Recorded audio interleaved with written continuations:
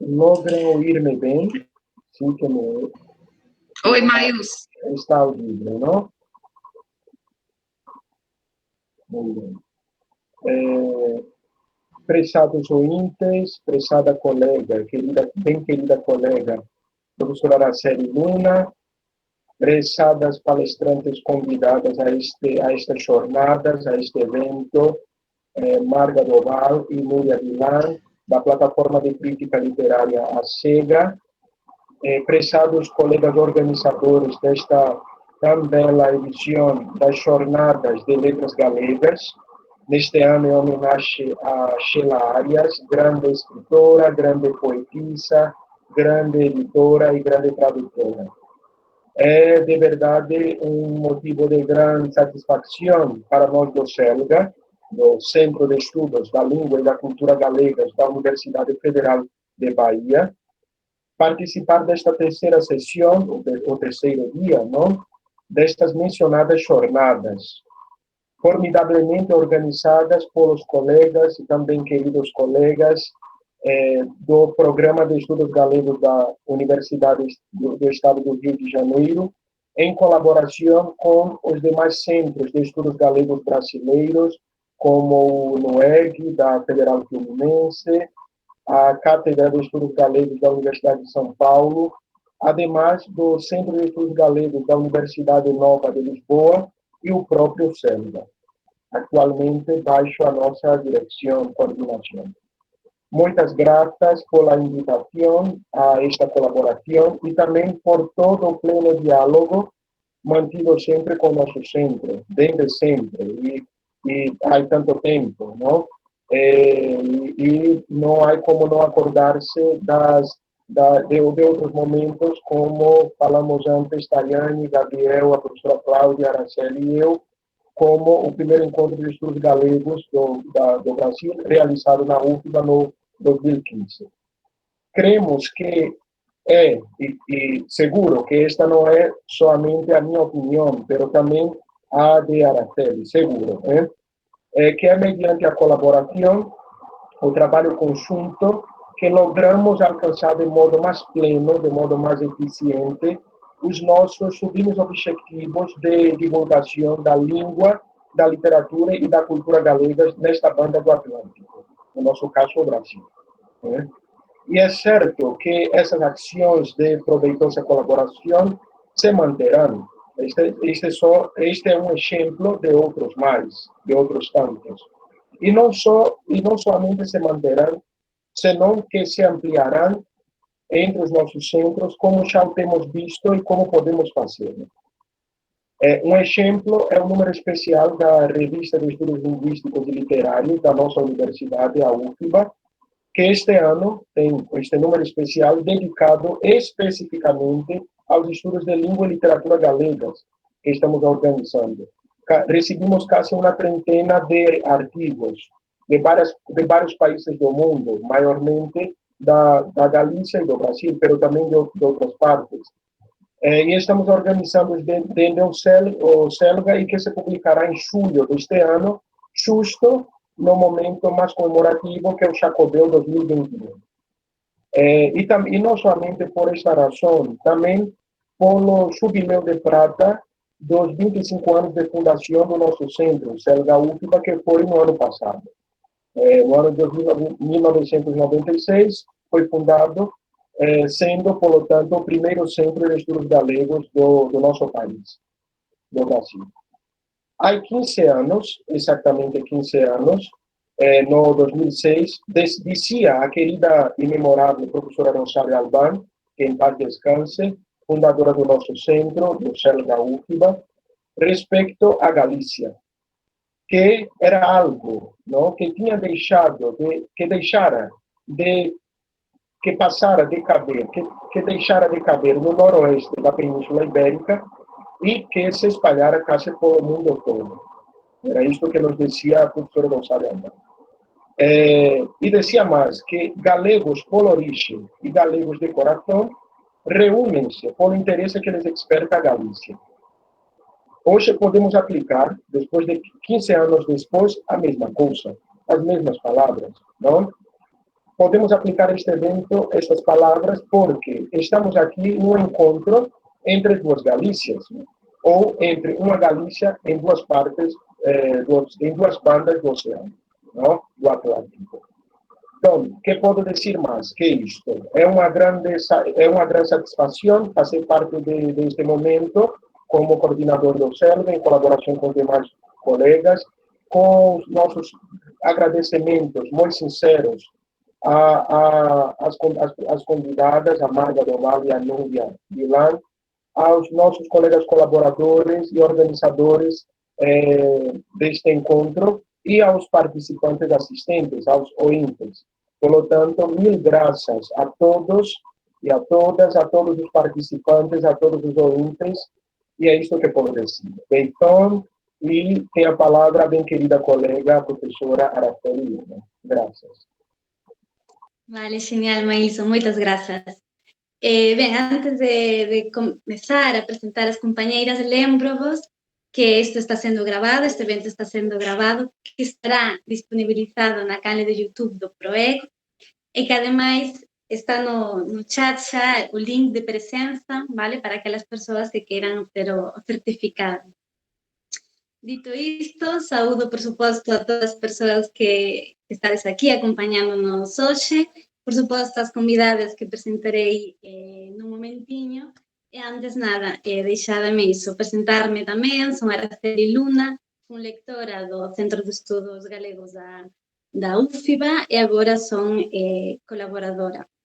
Como colaboradora, fixen estas segadoras que vos presentarei, e donde en primeiro momento mostrarse animadas, veronos o noso sí, os seus sí. Entón, vamos alá. A primeira das segadoras é Marga Doval. Ela é profesora de Lingua e Literatura Galega nun dos institutos máis icónicos de Santiago de Compostela, no IES Rosalía de Castro.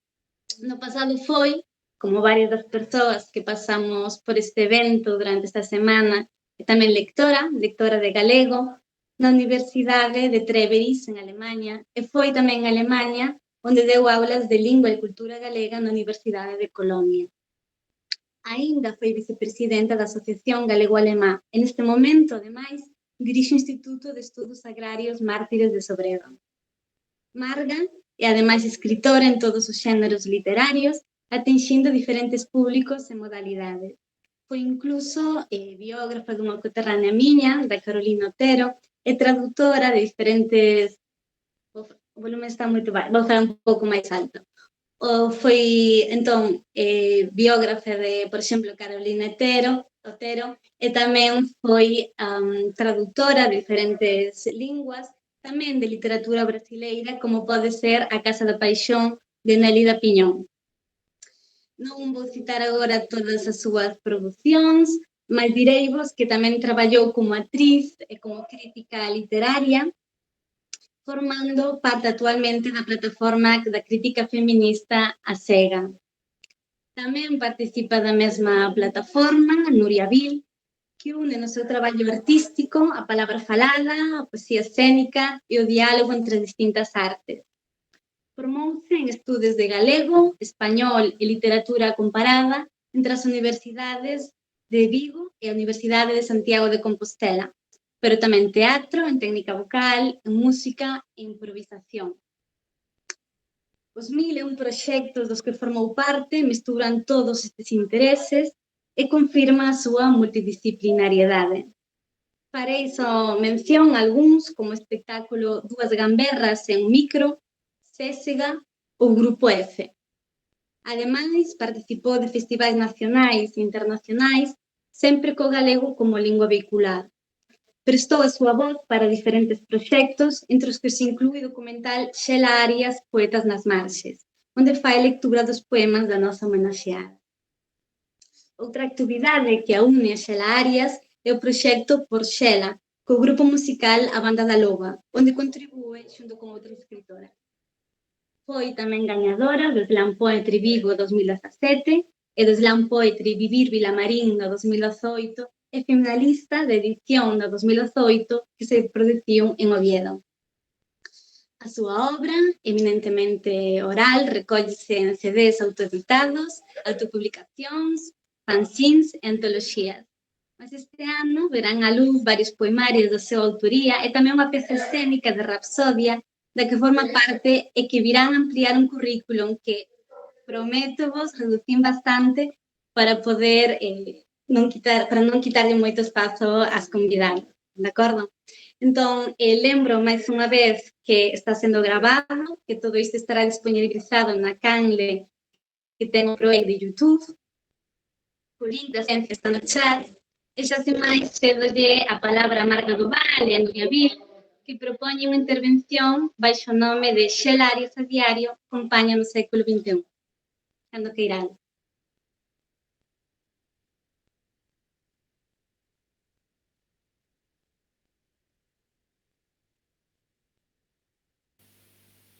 Hola, non sei se me escoitades agora, que estaba silenciada. Sí. Genial.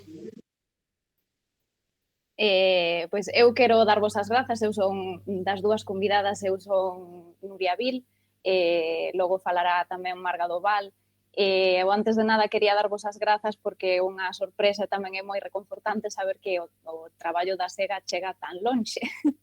Recibimos pois con moita alegría este convite do Centro de Estudos de Salvador, especialmente cando é para vos falar da obra de Xela Arias e do traballo pois, que facemos como plataforma de crítica.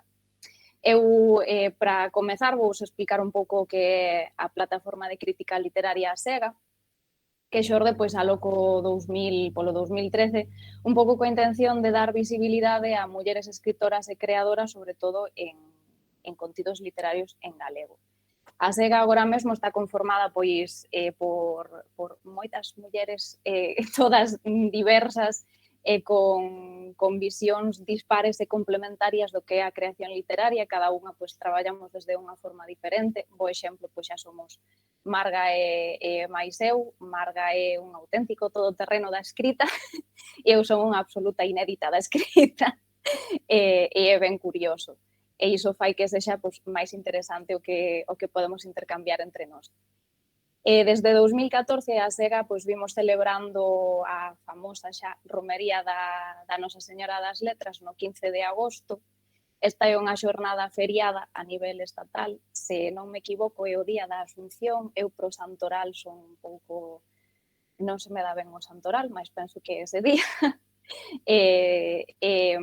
Ademais, bueno, sumado isto, eu traballo domingos e festivos, co cal moitas veces quedarme con por que é festivo ou non dame bastante igual, porque para min é un día máis que traballar. En España, pois que somos un estado falsamente laico, temos moitísimos festivos deste tipo que teñen que ver coa tradición cristiá.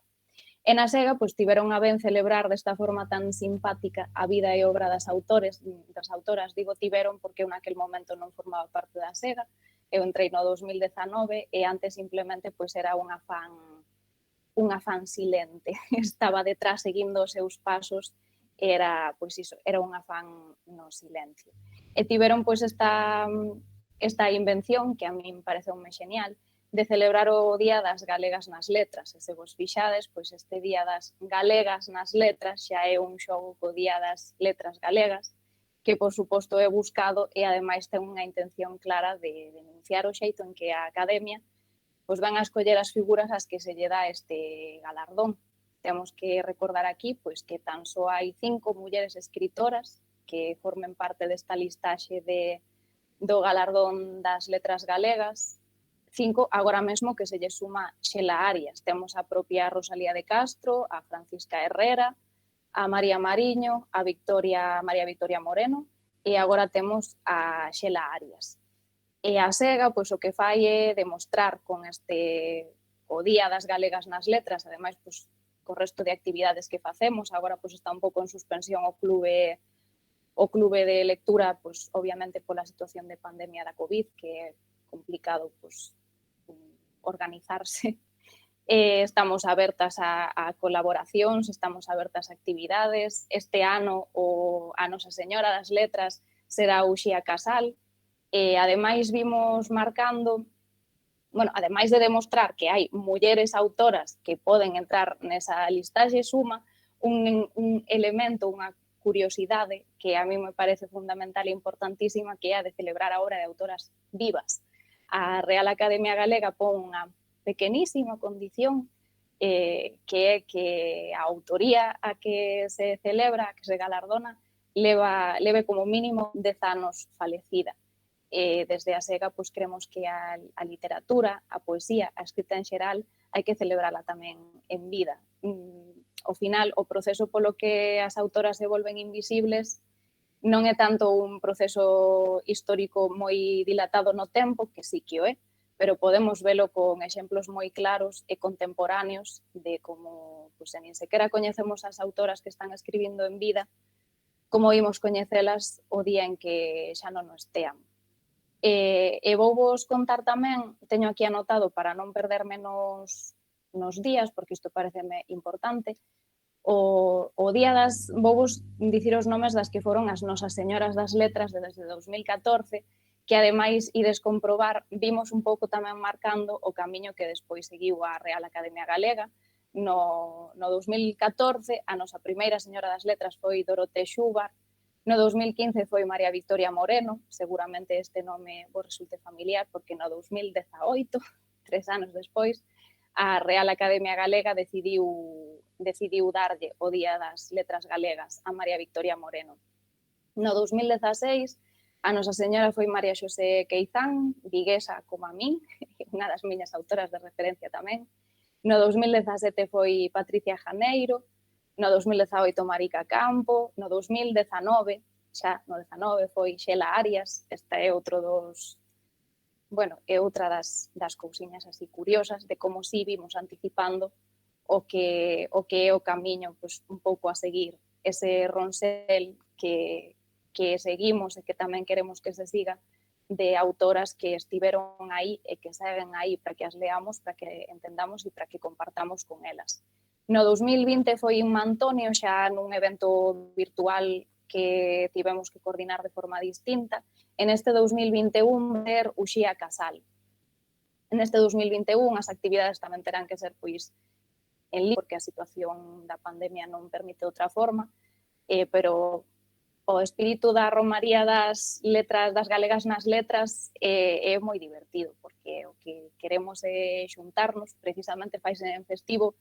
Eu sei que en principio facíase en festivo porque moitas das segadoras non podían reunirse noutro momento do ano, entón escollería festivo para poder, para xuntárense e compartir ese día.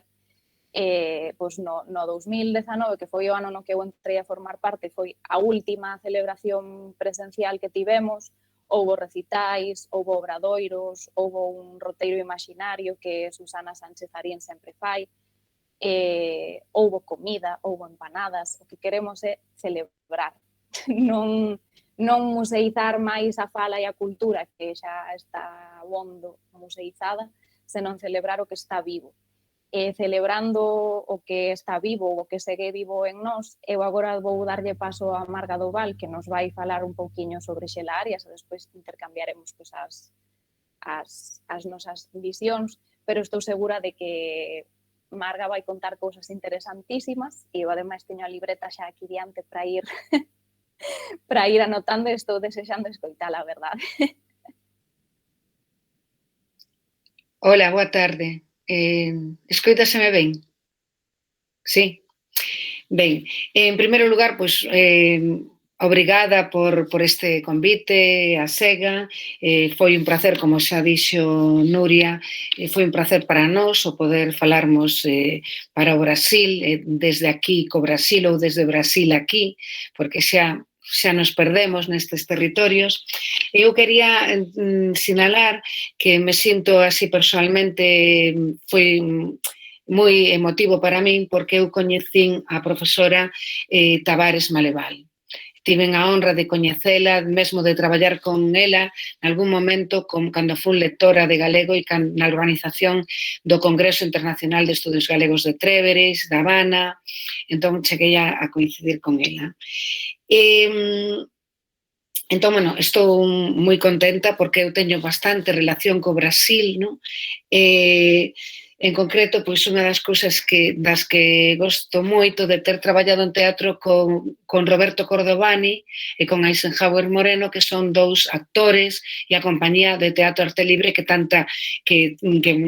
revolucionou o panorama teatral nos anos 80 cando chegaron a Galicia. Entón, por lo tanto, para min Brasil é algo moi próximo. Eu son dunha aldea que se chama Mosende e a cantiga desa aldea é Mosende non é Mosende, que é o segundo Brasil, que me dera que por Mosende pasar o ferrocarril, non? Porque hai moitísima emigración brasileira, ou seja, en Brasil, e sempre houve un convivio maravilloso, non? Desde as castañas de Caxí até a Guayabada, até o café, claro, que chegaba sempre nos veráns.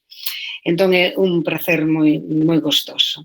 Ben, e xa entrando así a falar de Xela Arias, ben, eu gostaría situar a Xela Arias nun contexto determinado e dicir que Xela Arias tamén está, de alguna maneira, conectada co Brasil a través dun escritor do que gosto moito e que eu xa non sei se falar brasileiro, se falar portugués, se falar galego, pasar o galego non vou tentar porque vai ser un bocado exquisito a miña maneira de mesturar as cousas. Ben, Xela Arias, no seu labor de traductora, unha das traduccións que fixo foi a de Jorge Amado, ese libro de literatura infantil, O gato gallado e a andoriña señá, unha historia de amor. Mesmo chegou ter contacto co escritor, co que se escribiu para comentar aspectos da traducción. Entón, isto creo que é interesante porque creo que é unha maneira de levar a Xela Arias máis tamén a ese mundo do Brasil do que ela gostaba e no que tiña interese. Entón, a obra de Xela Arias hai que encadrala nun momento moi determinado, entre os anos 80, digamos que os anos 80 e nos anos 90, e xa despois, neses inicios do século XX, unha autora que nace en 1962 e que falece no ano 2003, non?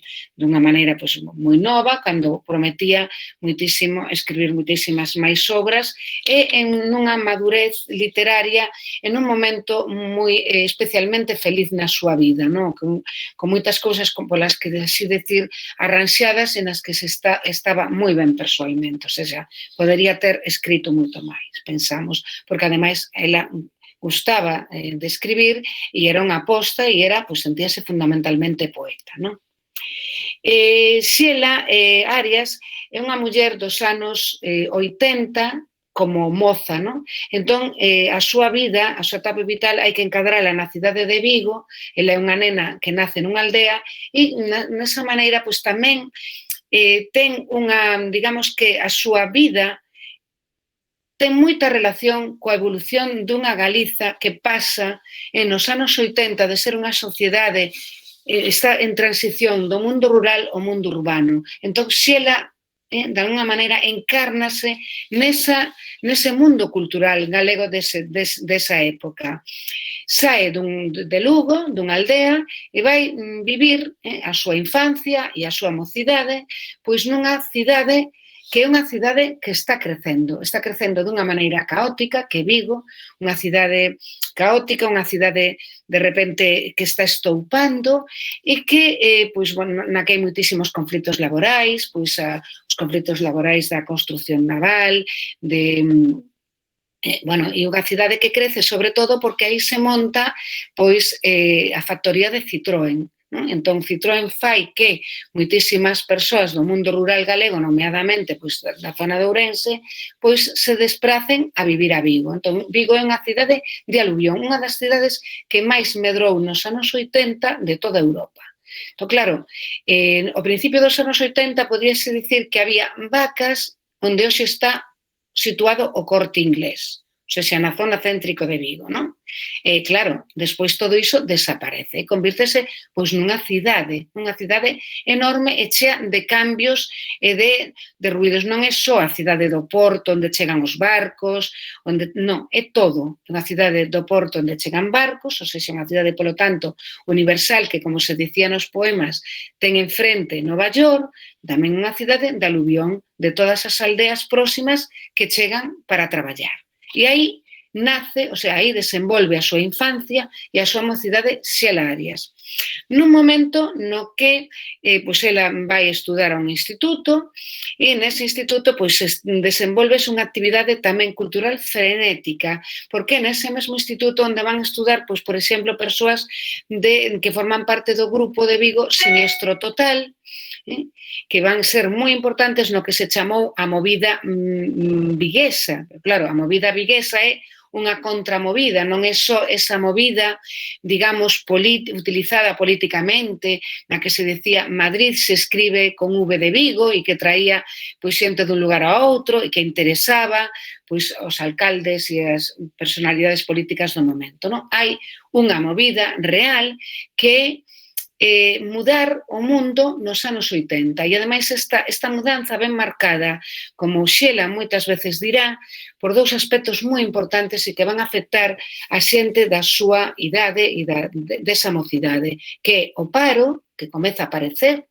o paro, e a droga. O seja, nos anos 80 a droga vai marcar moito as xeracións, pois, bueno, pois a xeración de Xela, que é a mesma xeración que a miña, todas imos ter pois persoas coñecidas, familiares, próximos, que van sufrir todo isto da droga, que, bueno, recoméndolles, hai un libro maravilloso publicado en edición na editorial Galaxia que se chama Futuro Imperfecto de Xulia Alonso, que poden ver, que poden ler todo isto desde a testemunha de Xulia Alonso, que conta isto dunha maneira maravillosa, é un libro precioso, moi ben contado e que a súa autora pois está aí para contalo, non? Entón, son os anos 80, anos de cambio, e Xela, pois, de repente decide non estudar, non? Non estudar máis e pois a traballar. Pois a traballar, claro, nalgo que comeza, porque os anos 80, e iso non se pode perder de vista, son os anos nos que o galego aparece como materia no ensino. É a primeira vez, nos anos 80, no ano 83, cando aparece o galego, se non me equivoco, 83, 82, que aparece como materia de ensino. O sea, entra a formar parte das materias que estudan pois, os estudantes de primaria e de secundaria. E iso abre novas avenidas, novos camiños. Entón, pois, existe a necesidade de crear material pedagóxico en galego que non existe, non? E, curiosamente, Xela chega a editorial que vai renovar todo este panorama, non? Porque a primeira gran renovadora, porque estaba a editorial Galaxia sentada, que é a editorial que ten os clásicos, non? E que vai turar máis pola literatura. E Edición Xerais, que é onde vai traballar Xela Arias, vai ser a grande renovadora, onde pois apareza pois o material pedagóxico para ese ensino, non?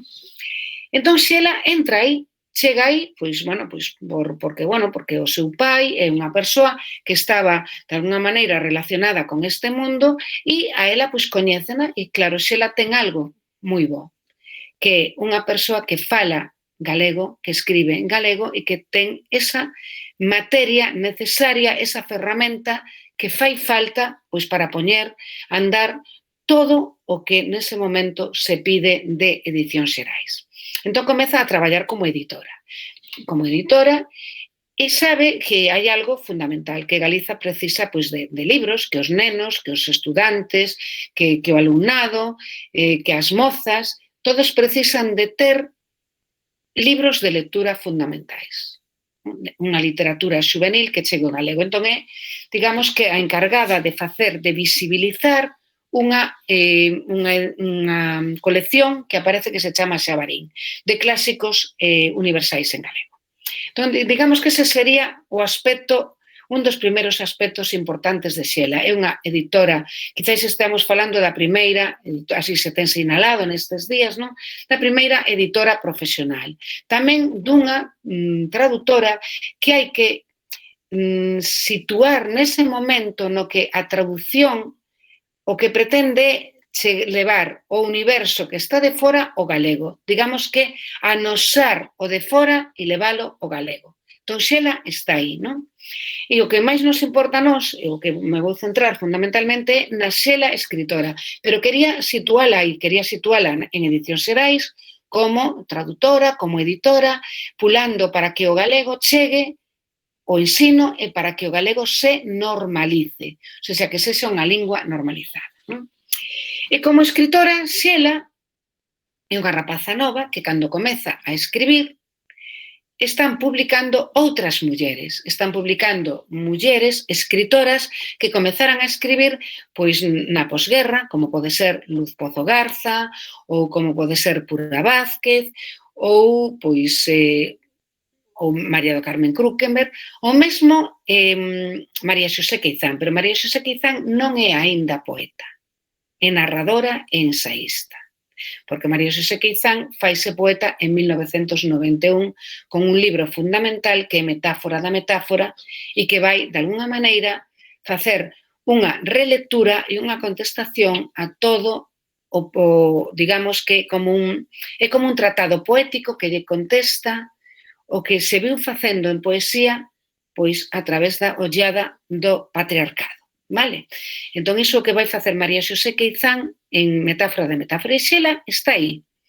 No ano 82, cando cumpre 20 anos, vai publicar o seu primeiro poema nun semanario que se chamaba Nosa Terra e que vai ir acompañado, ademais, pois, de unhas ilustracións de Xosé Guillermo. E vai publicar noutras revistas moi importantes, como pode ser Dorna, e vai participar nun festival de poesía fundamental naquela altura que é o Festival de Poesía do Condado, vale?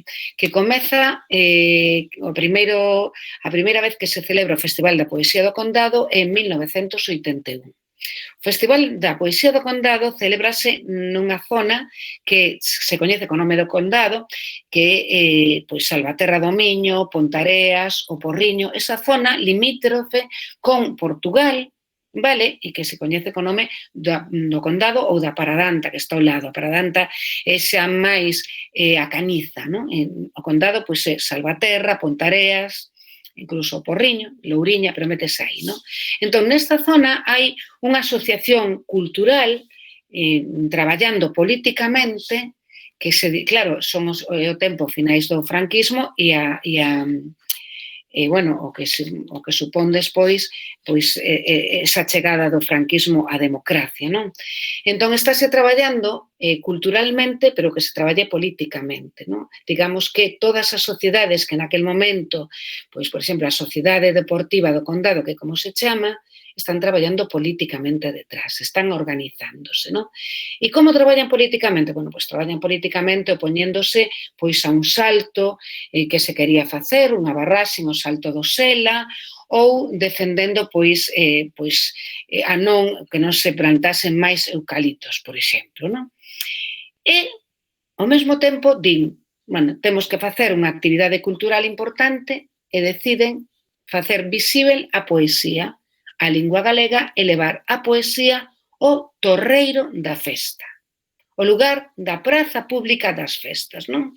Entón, aí aparece o Festival de Poesía do Condado, que comezou no ano 1981 e que parou unha vez uns anos, por problemas de diñeiro, pero seguiu desde o 81 ao 93 sen parar nunca. Depois parou uns anos, volveu a retomarse no século XXI xa, e Xela Arias estaba como formando parte do público no ano 2003 e no 2004, cando xa falecera, o festival dedicouse a Xela Arias, a súa memoria.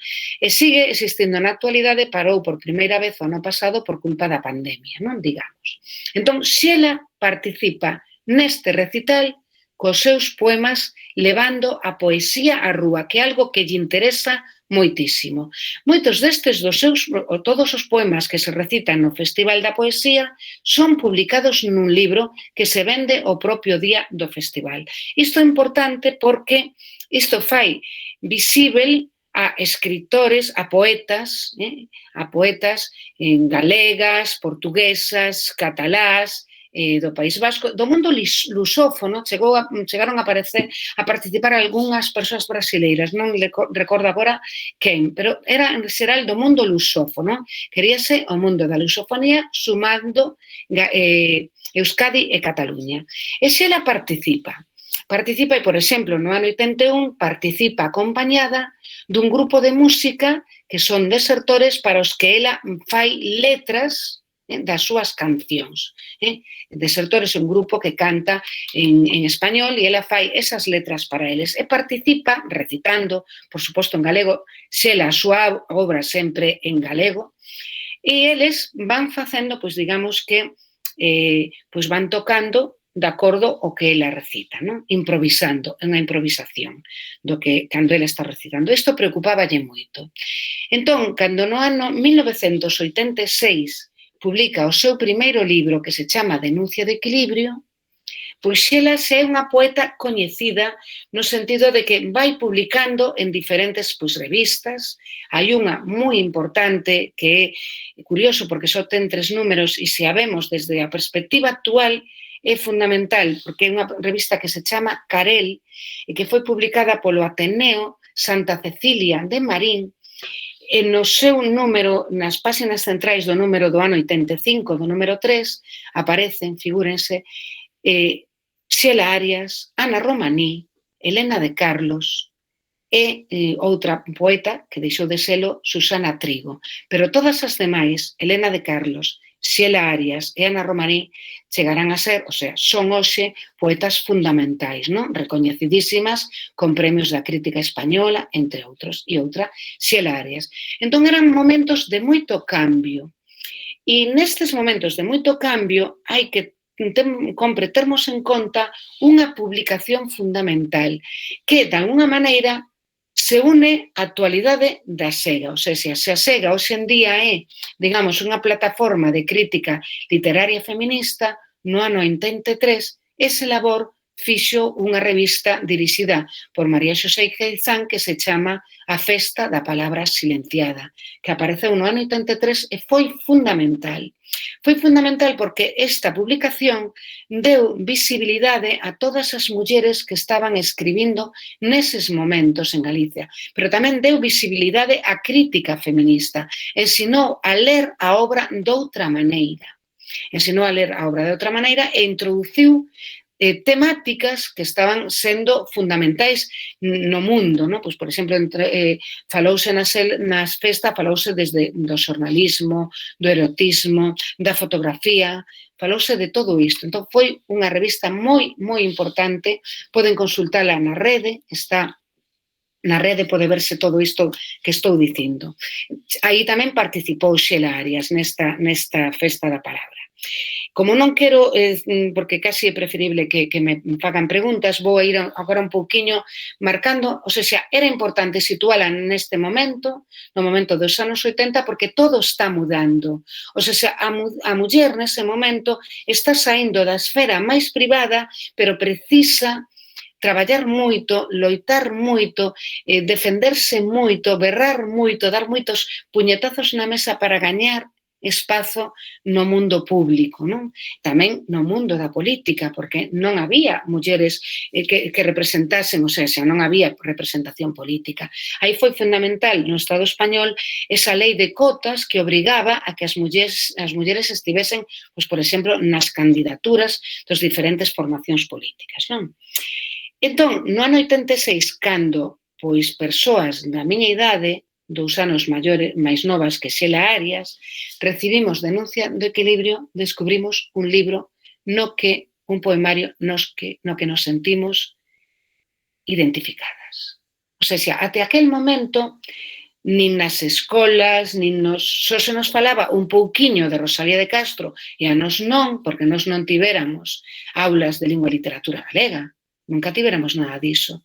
Entón, cando Xela publica Denuncia do Equilibrio, que é un libro que se remata no 84 e que se publica no 86, pois nos sentimos que Xela Arias, escribíndose, nos está escribindo a nós.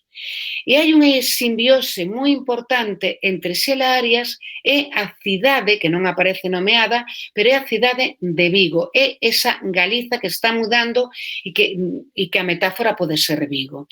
Entón, eu sempre digo que Xela Arias, escribíndose polas rúas da cidade que aparecen, Denuncia do equilibrio, o primeiro grande poemario urbano da literatura galega.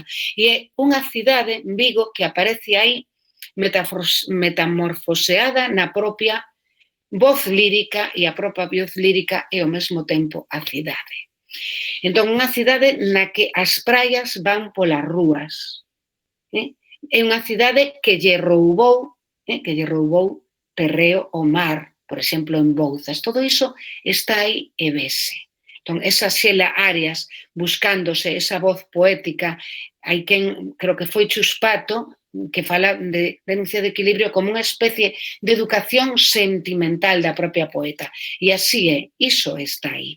É moi importante pensarmos nisto. Entón, aparece pois xa moitas, toda esa característica da poesía de Xela Arias, ese colocar a palabra no lugar que ela desexa, porque en Xela Arias, bueno, igual que en todos os poetas, en todas as poetas, pero en Xela notase moito, cada palabra é fundamental, está traballada como con cincel, está traballada a martelo, é necesario aí na páxina, tal e como a está colocando, e cada espazo en branco é o propio espacio da propia poeta fugándose na fuga, por dicilo utilizando un dos seus versos.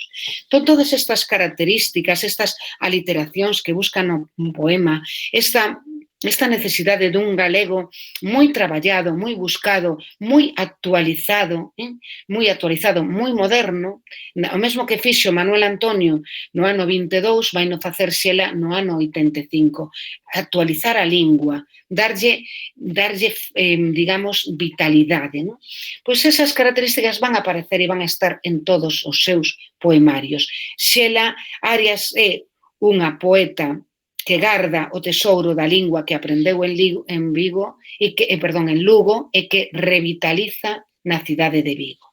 Iso vai aparecer no seu próximo libro, que é Tigres como a cabalos, publicado nos 90, onde o importante, e teño que resumir porque senón podería estar falando horas e non é conveniente nin oportuno, ela o que fai aí é un traballo conxunto con Xulio Gil, e casar perfectamente, ou seja, dialogan perfectamente as fotografías de Xulio Gil cos poemas de Xela Arias. Hai un diálogo perfecto. Non se pode dar nin a fotografía sen a poesía, nin a poesía sen a fotografía, porque eles dous, esas dúas creadoras, Xulio e Xela, así o quixeron. Entón, hai digamos que un diálogo perfecto. E para min, desde o meu punto de vista, este é o libro peor lido de Xela Arias, porque na altura non se entendeu moi ben, non se entendeu este diálogo.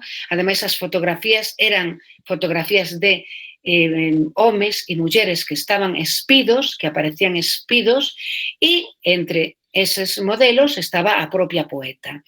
Isto produciu foi, bueno, pois, digamos que se apartou do puramente literario e entrou no que foi, pois, falar nos parladoiros, nunca na escrita, por suposto, nunca se comentou isto, pero a poeta fíxolle daño saber que o libro non estaba sendo lido e que estaba sendo máis visto que lido. Non se enténdase, víanse as fotografías e non se lían moitos os poemas. Por suposto, había persoas que sí lemos os poemas e entendemos este xogo.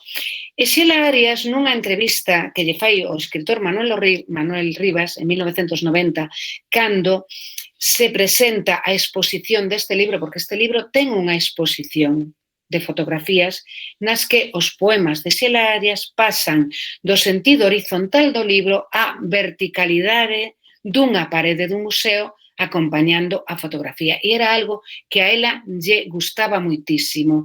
Tirar o poema do libro, tirar o poema das mans do lector sentado.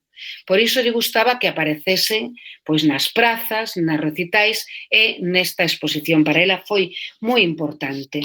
Entón, ela coméntalle a Manuel Rivas, con motivo desta exposición, que ela, se se reencarnase, que lle gustaría ser un Lou Reed en feminino. Ben, eu, despois de volver a ler o libro, e confeso que foi agora, non me dera conta, que li moitas veces ese libro porque me gustaba moito, e eu o que vexo é que ese libro está cheo de Xela, o que consigue adiantarse tamén o que se pode chamar hoxe en día pois a necesidade da revolución do individuo, das identidades, porque Xela Arias o que está facendo nese libro é, a través das fotografías de Xulio Gil, poboar ese mundo literario de personaxes de diferentes eus. É un libro social, pero esa sociedade nunca está tratada como masa, está tratada como un eu que se suma a outro eu, a outro eu e a outro eu. O sea, é un libro de diferentes individualidades, onde se tratan, pois, por exemplo, diferentes adicións. Hai diferentes monólogos, o monólogo adicto, e entón aí falase da adición pois, da cocaína, da heroína, do alcohol e tamén da adición á política, das persoas que son adictas a algo e que eso é no que centran a súa vida. É moi interesante este libro. Entón, eu, lendo, de novo, descubrín que Xela Arias sí foi Lou Reed en feminino, ou deulle a oportunidade a Lou Reed de converterse en Xela Arias, e este libro, Tigres como a cabalos, pois é precisamente onde moitos das cancións e dos temas que trata Lou Reed aparecen aquí situados neste mural social que Tigres como a cabalos. É curioso porque aí vese claramente que das grandes influencias que vai recibir Xela Arias, unha delas é a música. Despois, no ano 96, vai publicar Darío a Diario, ese libro, quizáis o libro máis doado, máis agora, nestes momentos, porque cando saiu Darío a Diario, que ese libro no que unha nai inédita aparece retratada acompañando o seu fillo o crecemento, onde tamén se adianta nunha educación que é a educación emocional, a educación do acompañamento, que ten unha vixencia moi actual, pero naquele momento, en 1996, a maternidade non estaba nin na xenda política, nin na axenda feminista, porque quizáis na xenda feminista o que cumpría demostrar é que a muller non tiña, porque podía non ser nai, podía ser libremente non nai. Entón iso había que dicilo, que non tiñamos que ser obrigatoriamente nais, non? Entón ese era o tema naquel momento. Entón adiantouse moito Xela e sufriu moito porque ela esperaba, isto sí mo comentou varias veces, abrir un debate social con Darío a Diario. Claro, foi un debate social que abriu moito máis tarde. E xa en 2003 publica o seu último libro, Intempériome, que é curiosísimo porque cando lemos, se volvemos a ler Denuncia do equilibrio, vemos que desde a denuncia do equilibrio a Intempériome, Xela Arias foi buscando o seu camiño e foi crecendo como escritora e foi crecendo tamén, foi madurando. Claro, temos unha voz que comeza a escribir prácticamente na adolescencia, moi nova, e que madura, que chega aos seus 41 anos, non? E que xa Intempériome, pois vemos unha escritora firme, con unha clara visión da escrita de xénero, que se ve aí, sobre todo no primeiro gran poema, unha escritora que se sitúa nas marxes, ela mesma dicindo negra por elección, que se inocula sida, o de inocularse sida hai que entendelo como que está nesas marxes, nas marxes onde está todo isto nestes momentos, non? E nun proceso anterior temos dous poemas fundamentais para entender toda a visión poética de Xela Arias, que é o que lle dedica a Rosalía de Castro, que é Daquelas que cantan, non? No libro que está Daquelas que cantan, 11 poetas galegas, non? Onde está pois desde Luz Pozo, María Xosé Queizán ou Ana Romaní, e máis elas, entre outras, e vese aí onde ela escribe a de quen comprende, e chega a decir poemas como a de quen comprende non é palabra de feliz, porque entón di, inmaculábante Rosalía, eras necesaria, es o principio da camiñada. Entón, Xela Arias está nesa camiñada na que sabe conscientemente que moitas veces as mulleres e o discurso poético das mulleres se lé sempre na construción doutros, pero non é que elas escriban para a construción doutros, senón que se lía así, cando non existía pois a crítica feminista. E xa, despois está outro poema que ela escribe dedicado a María Xosé Queizán, cando lle dedican, pois a Asociación de Escritores en Lingua Galega, lle dedica a letra E, non? A letra E. Entón, neste poema é moi importante porque ela aí sitúase, utiliza a prenda feminina da braga como estou en bragas, María Xosé. Estar en bragas era estar en nada, pero nese momento estar en bragas era estar en todo, estar onde había que estar. E era aí celebrando a letra E. Entón, é moi interesante todo isto, todo este proceso da escrita de Xela que remata con esa palabra intempériome, que situarse precisamente a intempériome, situarse aí fora de todo para construirse. E Xela foi unha poeta que sempre estivo constantemente indagándose, preguntándose para qué e situando cada palabra e ese intempériome, xa comentei outro día, que espero que algún día apareza e que se sitúe na Real Academia Galega, que admitan como palabra, porque realmente, igual que Otero Pedralla inventou palabras como bisbarra, eu creo que intempériome é unha palabra que fala dun proceso, do proceso de situarse fora e que Xela Arias pois acuñou e creo que é moi importante. E nada máis, creo que xa me excedín e agora gustaríame pois que Nuria Vil falase, porque Nuria, ademais, claro, eu son contemporánea de Xela e a min o que me interesa tamén, e creo que é moi importante, que poetas actuais como Nuria reciban esta palabra de Xela e esta poesía. Entón, creo que é moi importante establecermos este diálogo entre as dúas e por iso gustaríame que xa deixar aquí a miña palabra con este intempériome necesario.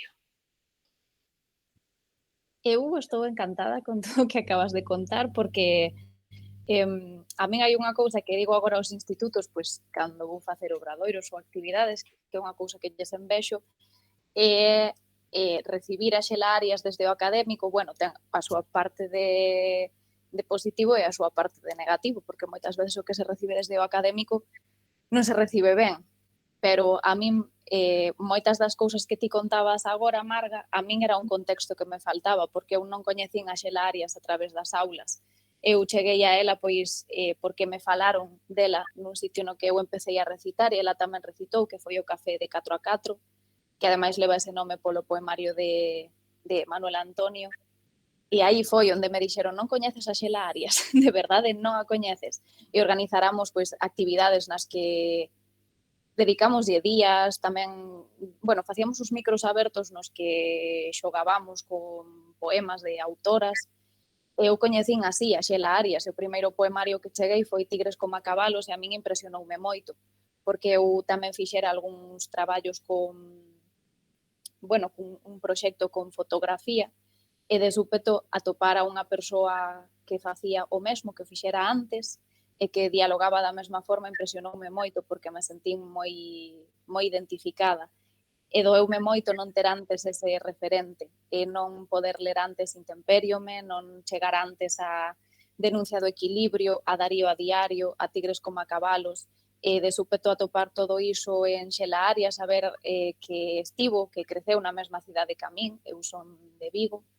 Sempre se di de Vigo, Vigo, ou de Vigo do outro lado. Pois eu son de Vigo de parroquia, que marca un pouco a diferencia entre as persoas que falamos ou que nos criamos máis en galego e as que non. Eu pois teño un contexto de completa diglosia que tamén se encaixa así nese contexto de Vigo, que ao final é unha pelexa constante entre galego e castelán, entre a herdanza do franquismo, e os pasos que se intentan dar e que moitas veces non gaña o que nos gustaría, que sería pois un ensino en galego e unhas vivencias máis en galego. Miña nai, ademais, tería case a idade de Xela Arias e ela tamén descoñece moito do seu contexto, pero cando comento con ela sobre este Vigo obreiro, un Vigo obreiro que agora non vou dicir que non existe, pero, bueno, a política que hai agora mesmo en Vigo non se rexe polas protestas sociais, senón por todo o contrario, por calar. Agora mesmo temos unha situación cultural terrible, unha maioría absoluta que o que quere é despoxarnos da pouca cultura que nos queda. Entón, Xela Arias, que agora mesmo, por certo, non se está facendo en Vigo ningunha actividade en relación a Xela Arias, creo que se fixo un concerto, sei que rexeitaron o espectáculo do que eu formo parte e no que se fai unha... Bueno, damos puntos de vista moi diferentes sobre Xela Arias e sobre a cidade de Vigo, e creo que iso tamén é importante, e revisitar a Xela Arias sendo de Vigo é moi importante, porque coñecer un pasado que eu descoñecía, non tiña nin idea de todas, sí, un pouco das manifestacións obreiras do metal, porque sí que tiveron moita zona, pero houve outras moitas cousas que eu descoñecía e que me impactaron. E sobre todo de Xela, ademais de se achegarse aos espidos, que, como dicía Marga, o libro de Tigres como a cabalos foi quizáis o libro peor lido da historia, creo que aínda a día de hoxe aínda non é lido como se merece, porque non temos as ferramentas. Algo que eu creo que facía Xela, ou que a min me transmite ler a Xela, é o cuestionamento constante de todo. Ela cuestionase como falamos, por que falamos, como nos construímos, que levamos detrás, a quen lemos, cal é esa camiñada que seguimos, cal é o ronsel que escollemos. Na súa escrita está ese Vigo caótico. Vigo é así, en realidade, Vigo é un caos. A día de hoxe segue a selo. Eu atopo nela ese caos e, ademais, ese cuestionamento.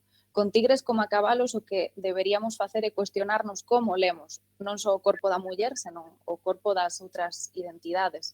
Hoxe mesmo soubemos que se rexeitou a lei trans a nivel estatal en España, que é un retroceso enorme nos dereitos do colectivo LGTBIAQ+, e ler máis libros como este de Xela Arias, no que o corpo aparece aí dunha forma artística e non como na publicidade, ao final non é un produto vomitado, modificado e editado, senón que aparece aí, como dicía Marga, porque ten que aparecer.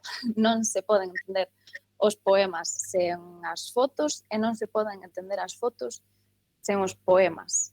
E o que hai aí son individuos, persoas, tis, euses, que se xuntan, pero non hai esa masa, o que dicía Marga, e a día de hoxe deberíamos lelo desa forma. E creo que tampouco o estamos lendo como é necesario. Creo que podemos intercambiar así entre as dúas. Sí, Nuria, mira, se me permites un momentiño, porque o mellor é que non se sabe de onde ven o título de Tigres como a cabalos. Eu quería explicar isto porque, claro, o título é moi emotivo, moi... Claro, temos a imaxe de tigre e do cabalo e de onde ven, non? Pois realmente non ven de nada do que aparentemente poidamos sospeitar. Eu descubrín isto aí ben pouco, gracias a Xulio Gil, un dos autores. Ben, o título foi un título buscado por Xela Arias e fai referencia ao horóscopo chinés. E claro, un deles, e ela ou el, non sei cal dos dous, é tigre e o outro é cabalo. Non sei se Xela, entón é tigres como a cabalos, non? Porque un é polo horóscopo chinés tigre e outro a cabalo, ao revés. Entón que ven dai, porque ás veces é curiosísimo isto que non sospeitamos, porque a imaxe é tan potente de ver, claro, e ademais nese que vemos que somos capaces de imaginarnos pola cidade de Vigo, porque eu de verdade que era capaz de imaginarme pola cidade de Vigo entrar cabalos desbocados, non porque estean os cabalos de Oliveira ali na Gran Vía, nesa escultura que hai, non. Eu imaginaba cabalos, ademais, transformándose en tigres lendo o poemario. É curioso como a imaxe é tan forte e realmente ten que ver con o horóscopo chinés. O sea que iso tamén está ben, ver como se nos rompen así imaxes que temos, non? Era así, foi un título explicado por Xela, elixido por Xela precisamente para que a autoría dos dous, estas dúas autorías estivesen en igualdade clara, non? E tamén é un pouco restarlle importancia á poesía. A poesía, ao final, o que fai Xela, que é unha idea que, entre outras, Vanessa Glemsel, que é a miña compañeira de Dúas Gamberras un Micro, e máis eu sempre tivemos cando nos coñecemos na facultade, que era de baixar a poesía dese sitio tan alto na que a estaban colocando, e que deixase de estar nese pedestal, e ao final, pois, saber que este título non era un converter os cabalos en tigres, senón un xogo co horóscopo, é un exemplo máis de mirade como estou ríndome de vos, Sí. que ao final é un pouco que hai en toda a súa escrita. E tamén por que durante os anos 80, cando falamos de performance, sabemos o nome de Rompente, pero non sabemos o de Xela Arias, cando estaba xa pues, rompendo con ese... Bueno, e mil citas que hai dela dicindo que deixar o libro nun andel e deixalo morrer, que a poesía ten que cuestionar o mundo. Se temos aí xa ese referente potentísimo, por que só nos sae o nome de Rompente? Eu inclúome, que ademais fixen o meu traballo final de grau sobre Rompente, Manuel Antonio e as redes escarlata, e a día de hoxe digo, faltábame un outro pé pro banco, faltábame o cuarto pé pro banco, que era Xela Arias, que ademais estaba nesta mesma cidade facendo algo moito máis rompedor, que ao final era poñer o seu corpo, que eu creo que sendo mulleres ou sendo identidades disidentes, poñer o teu corpo como unha parte da creación é algo moi potente e ademais algo que demostra algo que demostra a súa non Sí, sei, o seu valor, sí, a súa sí, o seu valor, sí, o seu valor, iso mesmo. Sí. Colocar o teu corpo... Os funcionamentos que fai ela. Sí, eu creo que se hai algo importante e que non se pode perder de vista e que é importante, é que se este Día das Letras Galegas serviu para algo, é para demostrarnos que a crítica ten que volver a cuestionar absolutamente todo o que se falou de como era a poesía dos 80, porque Xela Arias e, por exemplo, Ana Romaní aparecen en pequeniño nos libros, aparecen en pequeniño nos libros de texto e ás veces acompáñase algún título, pero outras veces non. E claro, porque ao final, todo depende de quen conte a historia, se a conte enteira, porque a ve enteira ou se só ve un trociño e un anaco, non? Entón, iso é moi interesante, porque aí hai, por exemplo, o feito de descubrirnos a Xela Arias obriganos tamén a situar, pois, o mellor, pois, a obra de María Mariño, a que se lle dedicou o Día das Letras Galegas, pero que moitísimos poemas, cousas das que fala María Mariño, e incluso formas, eu, por exemplo, atopoas en Xela Arias, non? Ou, por exemplo, outra autora que queda aí nos anos 70 na literatura galega, que é Margarita Ledo, que tamén fala con outras artes. De feito, agora, pois, por exemplo, unha recoñecida directora de cine acaba de sair a súa película Nación, onde hai un constante diálogo sempre entre poesía e imaxe, non? Algo que se afixera, pois, nun libro que publicara coa fotógrafa Ana Turbao tamén, non? Entón, Margarita Ledo, que publica nos anos 70 dunha maneira tamén moi rompedora os seus poemas, incluso os seus libros de literatura, Mamafé, Outra Salva, Violeta e o Militar Morto, que son libros de narrativa, tamén están aí e tampouco aparecían, estaban como fuxías. E eu creo que ver a camiñada esa desde Rosalía, María Mariño, Xoana Torres, que vai a ser máis rompedora nos anos 90, porque moitas das poetas que comezaron a escribir despois da guerra son moi rompedoras nos anos 90, non? Por exemplo, bueno, pues, María Xosé Queizán non, porque xa foi rompedora desde sempre, desde que comezou cos seus ensaios, non? E coa Festa da Palabra, estaba moi claro. Pero, por exemplo, Xoana Torres ou a propia Pura Vázquez vai escribir poemas impresionantes ao final da súa vida, non? E porque nos anos 90 aí vai como establecerse un diálogo impresionante entre todas as poetas que están escribindo. E isto dío Luz Pozo nunha entrevista, o sea, que hai como unha alimentación entre unhas xeracións e as outras, non? E foi o que algunhas críticas, eu entre elas, pois, demos en chamar como unha especie de movimento poético a partir da festa da palabra silenciada, que era a que creou esta eclosión, ¿no? Entón, isto é moi importante. Eu non sei se no Brasil, a min gustaríame tamén ver que figura pode ser aí que se podería conectar con Xela Arias na poesía brasileira. Gustaríame ver algo así, ¿no? Porque eu agora, a verdade é que hai tempo que non leo poesía brasileira actual, non sei por... Falaremos disso amanhã com o Hugo. E podemos conectarnos. Podemos conectarnos para ver Claro, isto. claro. Porque a mim ele faz um jogo comparativo entre Xela Arias e Ana Cristina César, aqui do Brasil. Ah, moito interesante. Está ben. Pois iso é moi interesante sabermos. E non sei, Nuria, podemos decir se queren facer algunha pregunta, non? Sí. E tamén de todas as referentes que falas, faltan, porque non nos chegan. Xela Arias, que viviu entre o 60 e o 2003, non nos chegou. É un traballo constante que hai que facer e refacer, porque a festa da palabra silenciada tampouco chega. Se non me equivoco, deixou de publicarse, foise meu ano. Sí, a mí ou 2013 ou 2013, pode ser, creo que sí. Nuria, disculpa, podes falar un poquinho máis alto? Un poquinho máis alto. Sí. É que teño estes... Sí, non sei se funciona este micro, ben. Eu sempre digo que eu comecei a dar aulas no ano 87, ou sea, xa levo moitos anos. Eu fui moi feliz, porque o primeiro que fixen na miña primeira aula foi ler un poema de Xela Arias. Ou sea, eu cheguei ao ensino acompañada da miña compañeira da miña compañeira de xeración, que eu considero, non? Eu sempre digo que eu levo, pois, todos os anos, ou sea, o meu alumnado sabe, todo o meu alumnado, as persoas que lle den clase sabían quen era Xela Arias.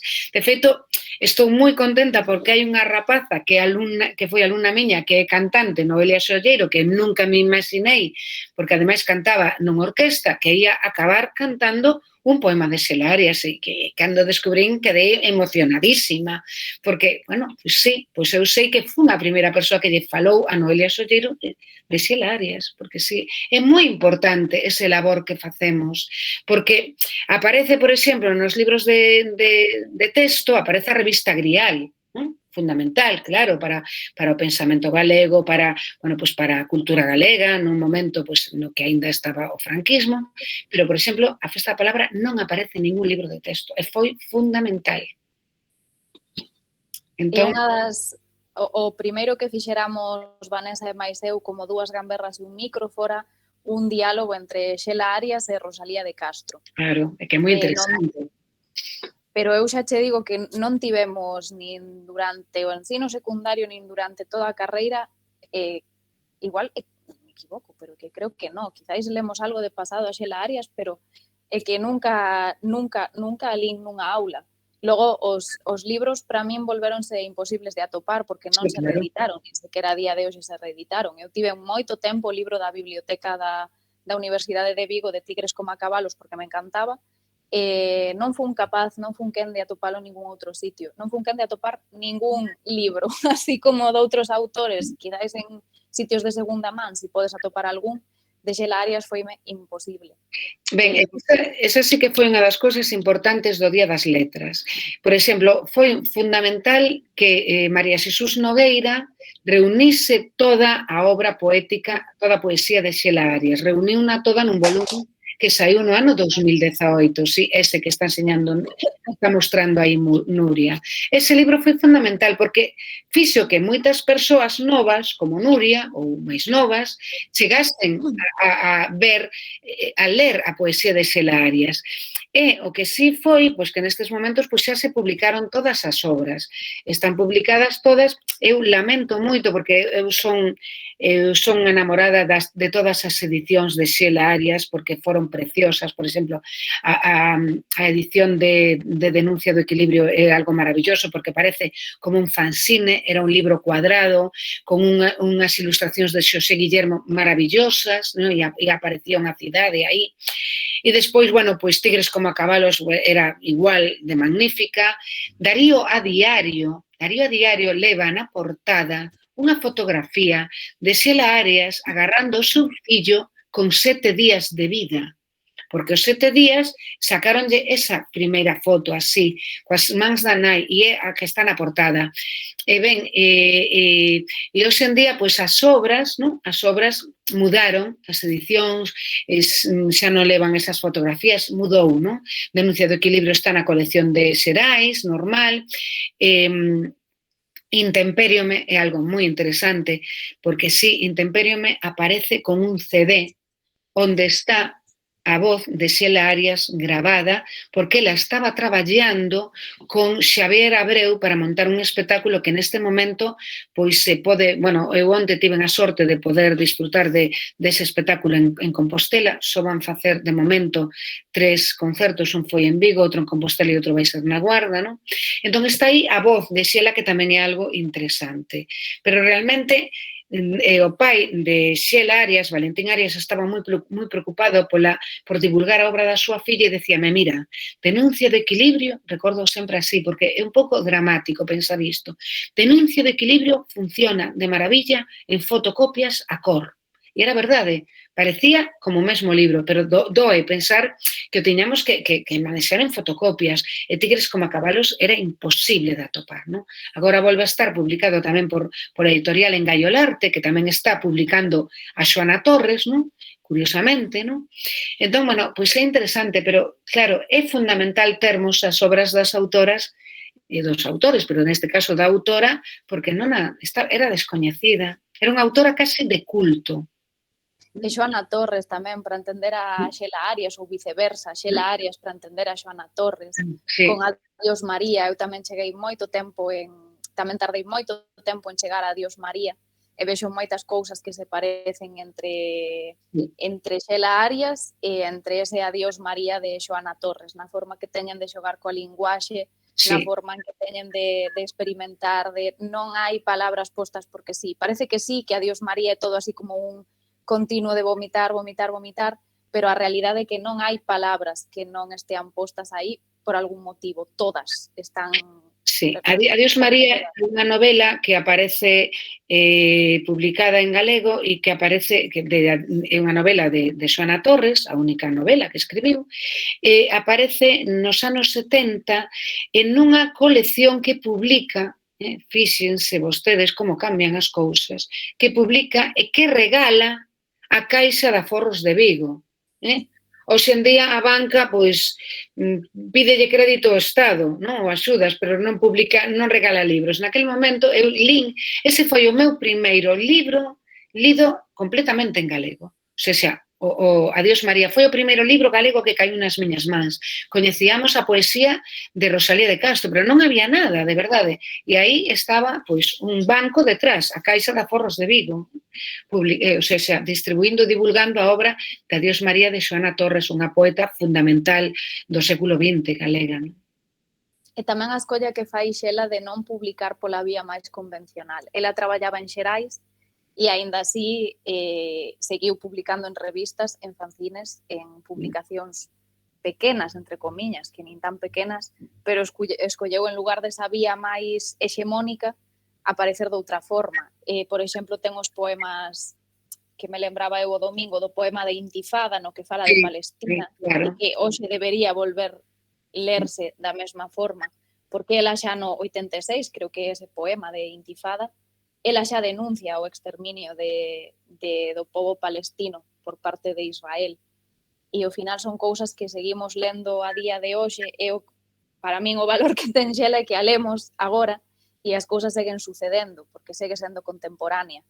Pois porque, bueno, ao final morreu demasiado nova en 2003 e hai apenas nada de 2003. Eu estaba facendo pois a primeira comunión, creo.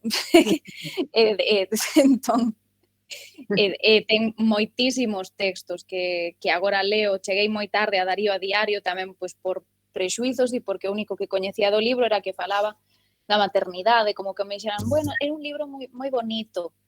E, bueno, cando escoitas que un libro de poesía é moi bonito, non che apetece lelo moitas veces.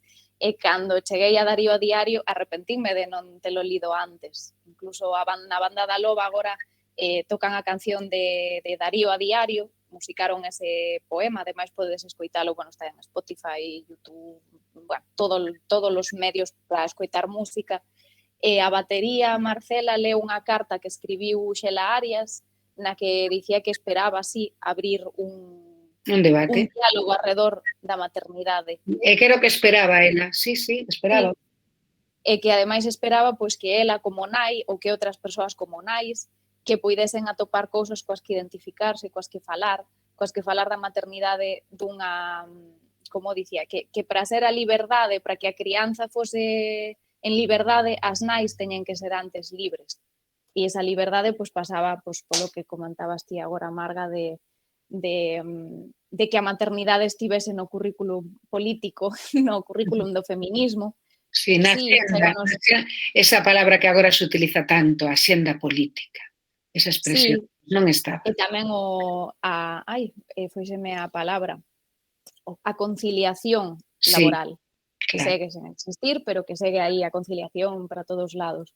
E, de feito, pois a miña xeración, ou quizáis persoas, da miña xeración un pouco máis maiores que a mí, poucos anos maior, xa empezamos a ter estas ideas de inoculáronnos que queríamos ser empresarias, traballadoras, que podíamos ser donas do noso futuro, pero igual tampouco queremos, porque non queremos seguir producindo para o sistema. Isto tamén o dicía Xela neses textos nos que fala da sabotaxe, fala da mesma sabotaxe que fala Lois Pereiro, que é unha palabra que eu creo tamén clave en Lois Pereiro, e son tres autores que para min sempre están dando voltas na miña cabeza, que son Manuel Antonio, Lois Pereiro e Xela Arias. Sempre lín as tres como un imán así pegado, que para min o están. E teñen estes textos de este era: realízate no traballo e acouga a intención da sabotaxe, pois a religión destroza principio preciso e libertario. E ten o outro lado que lle contesta un pouco: dalle un peso máis e mercalle as intencións, sube no organigrama e sal da acción postulada, conta de beneficios. Que Eso está todo en intemperio, que realmente lido hoxe casi como unha especie, pois, como de testamento poético, converteuse como no seu legado máis importante, non? O sea, de toda a súa trayectoria, ela chega a esas conclusións poéticas, non? E claro, ademais, eso de sabotaxe tamén é sabotaxe tamén na literatura, en todo o sistema económico, pero tamén na literatura, non? Que papel queres ocupar ti no mundo da literatura? Que ela tamén o dicía, pois, nunha conferencia magnífica na que fala dos distintos poetas do seu tempo, porque decía, claro, fálase que neste tempo vivimos un esplendor no mundo poético, pois será de cantidade, porque de calidade, non? E ademais, porque ela era moi irónica, entón, pois, por exemplo, chega a decir, claro, hai poetas que fan viaxes a Creta, ou, bueno, a outros lugares, non? E hai outros que podemos atopar imitadores, que copian moi ben, que son moi copións, non? Outros que están buscando palabras maravillosas en dicionarios. O sea, claro, era un momento de que andaban buscando palabras raras dos dicionarios galegos para metelos nos poemas. E era así, non?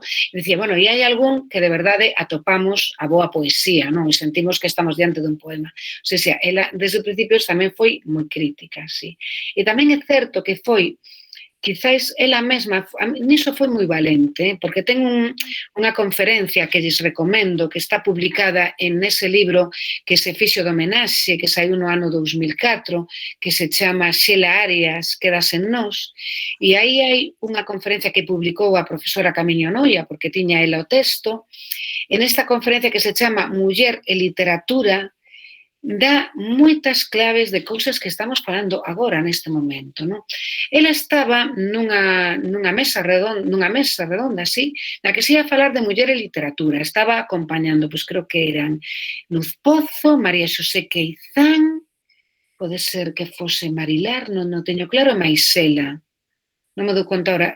Entón, de repente, claro, o día anterior había a poesía na literatura galega anterior, a narrativa na poesía galega anterior, e non había mulleres. As mulleres só estaban na mesa de muller e literatura.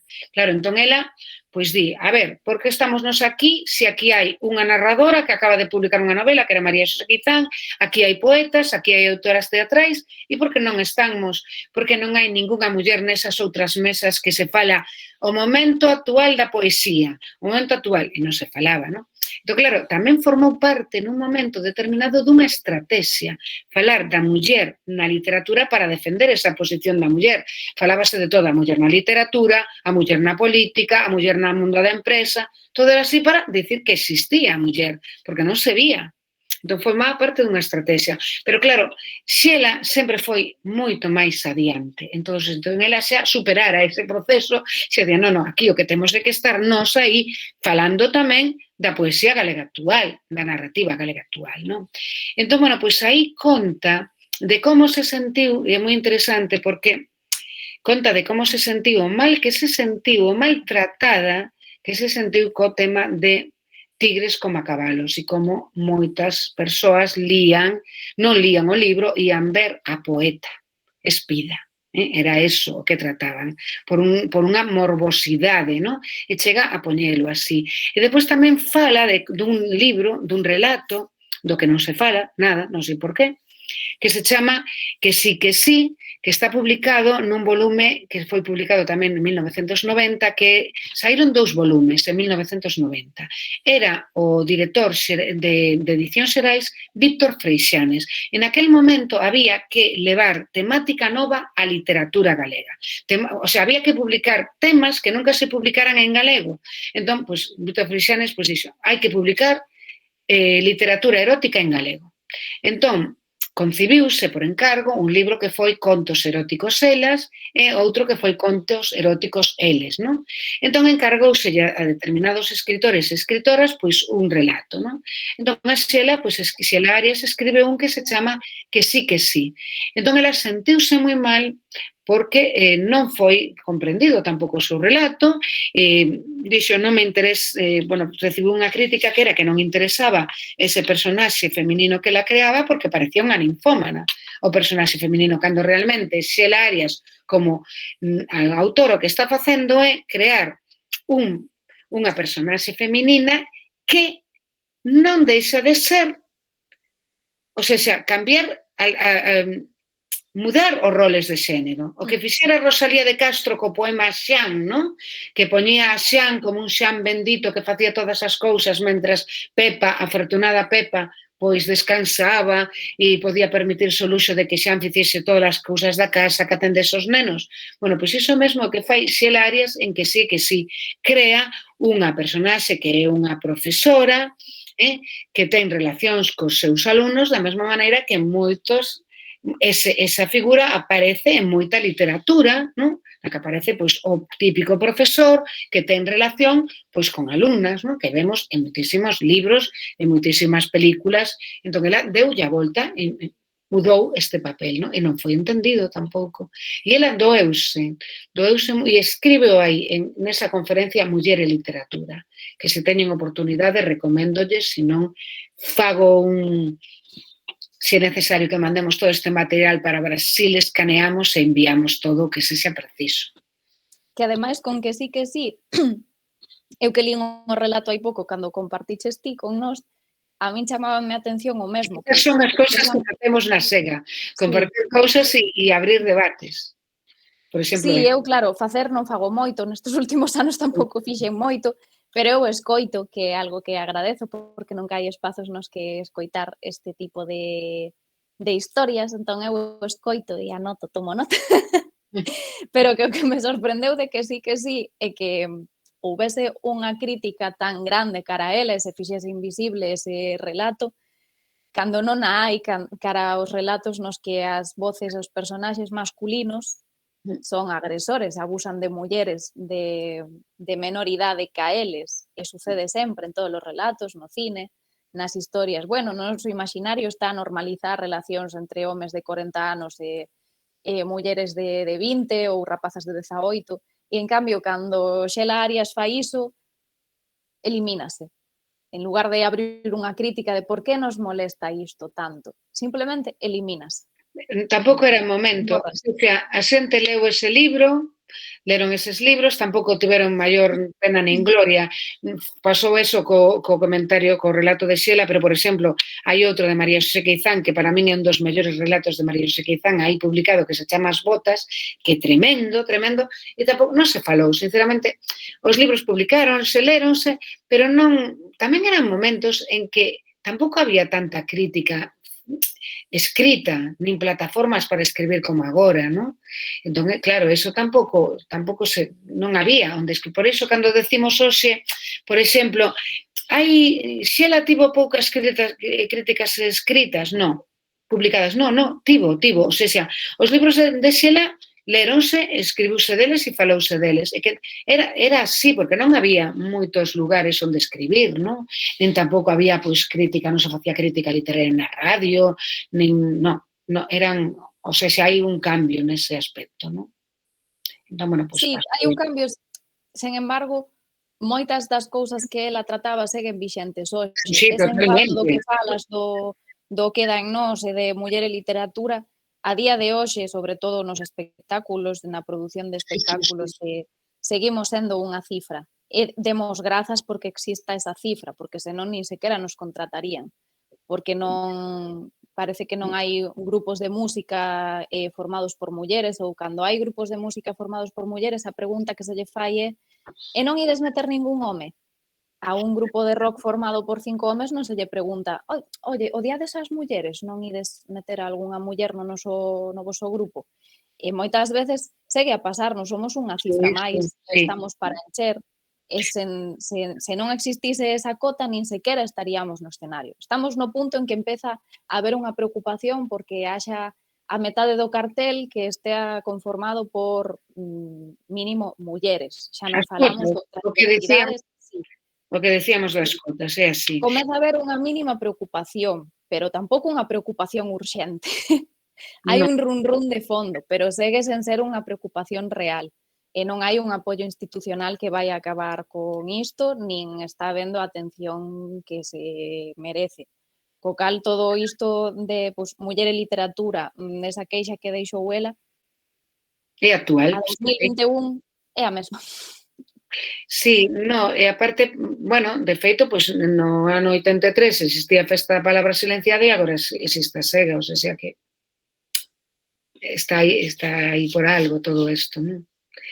É curioso, porque, por exemplo, que sí, eu noto que me fai moita gracia, porque, claro, antes non se pensaba nesas cousas, antes pois íase ao lugar, falaban 5 homes e non pasaba nada, e agora, ás veces, desde o punto de vista oficial, hasta dá un pouco de vergoña, non, iso non pode pasar, non pode pasar, ten que falar algunha muller, ou seja, que ao final volves a parecer un poquinho casi como florero, non?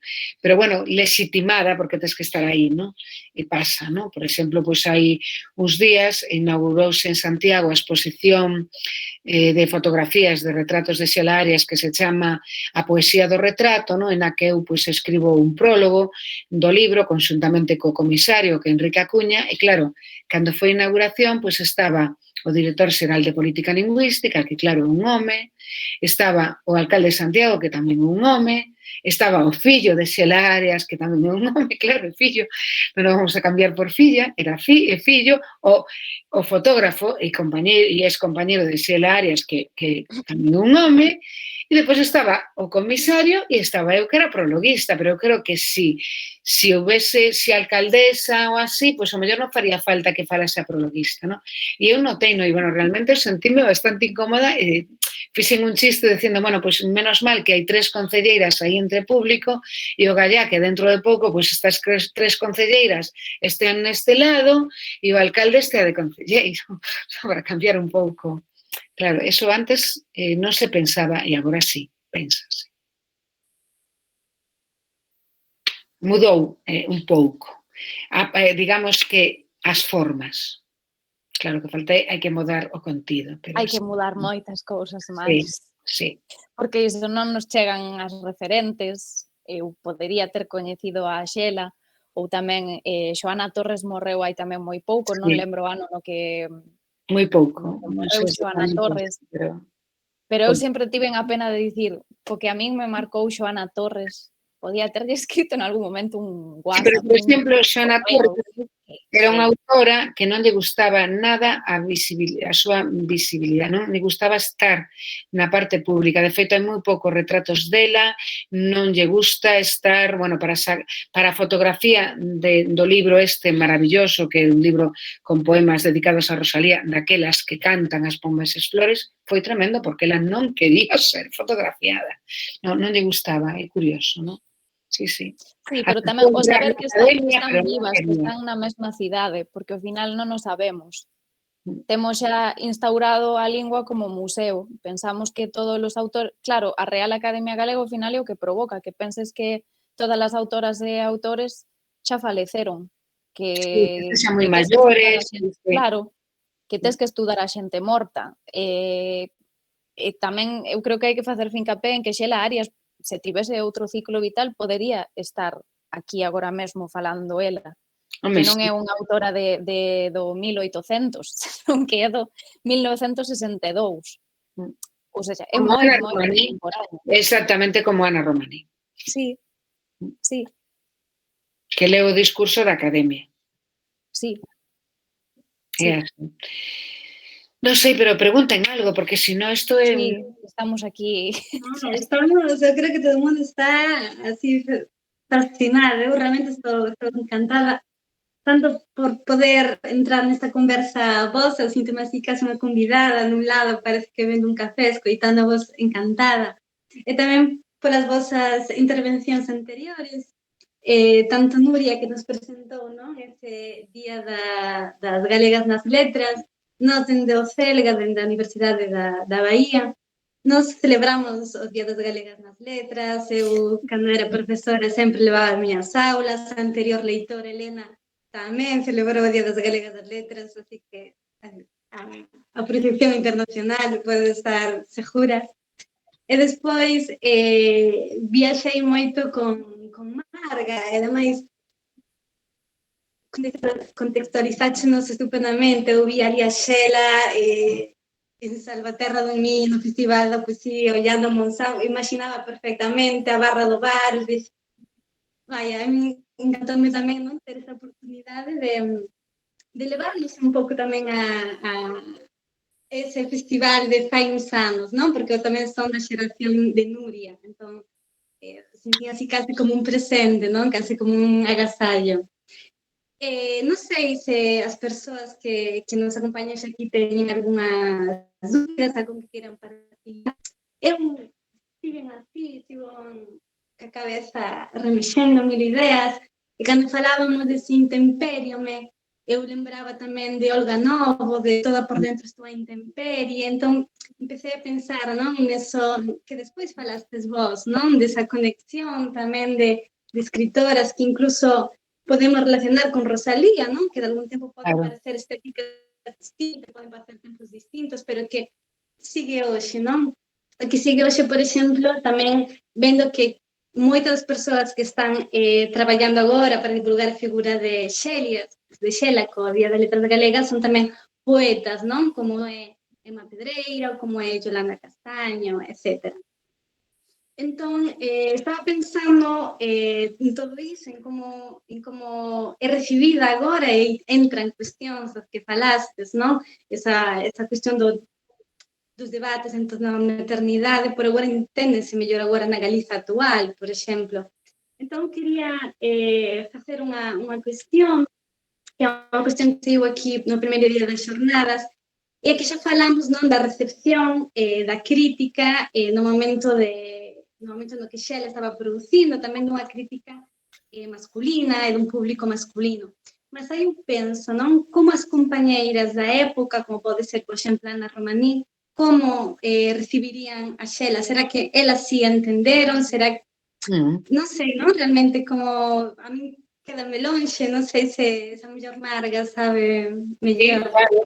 Eu podo explicarte porque son compañeiras da súa xeración e son da miña xeración. Entón, claro, elas sí entendían a Xela, claro, e bueno, de feito, axudaron a divulgar a Xela. Tes que pensar que, por exemplo, a Voz, esa biografía que publicou a Real Academia Galega sobre Xela está feita por Ana Romaní.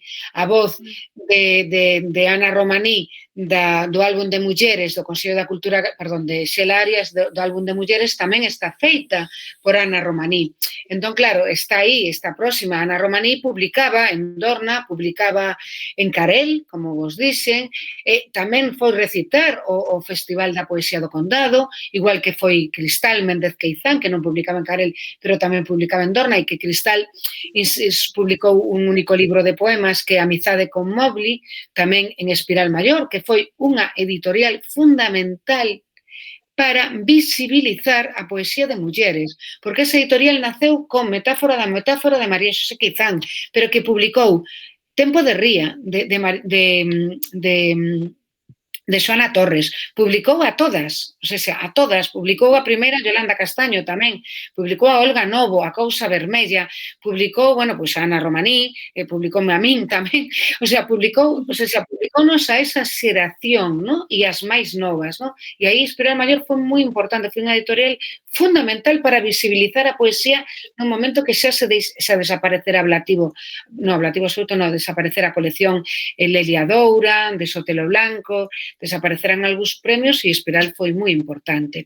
Entón, sí, claro, as poetas coñeceron a Xela, eran contemporáneas dela, recitaban con ela. Claro, que ocorre? Que non había moita relación porque, por exemplo, Ana Romaní di que ela estuvo poucas veces con Xela. Unha delas foi precisamente no día das fotografías de Rosalía, do libro Daquelas que cantan, que se xuntaron todas aí, porque naquel momento, pois, Xela estaba nun mundo moi determinado, era Vigo.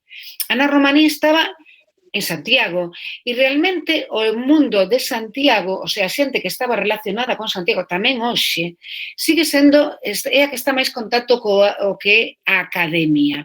E cando digo academia non digo só a Real Academia, digo tamén o mundo da universidade, non?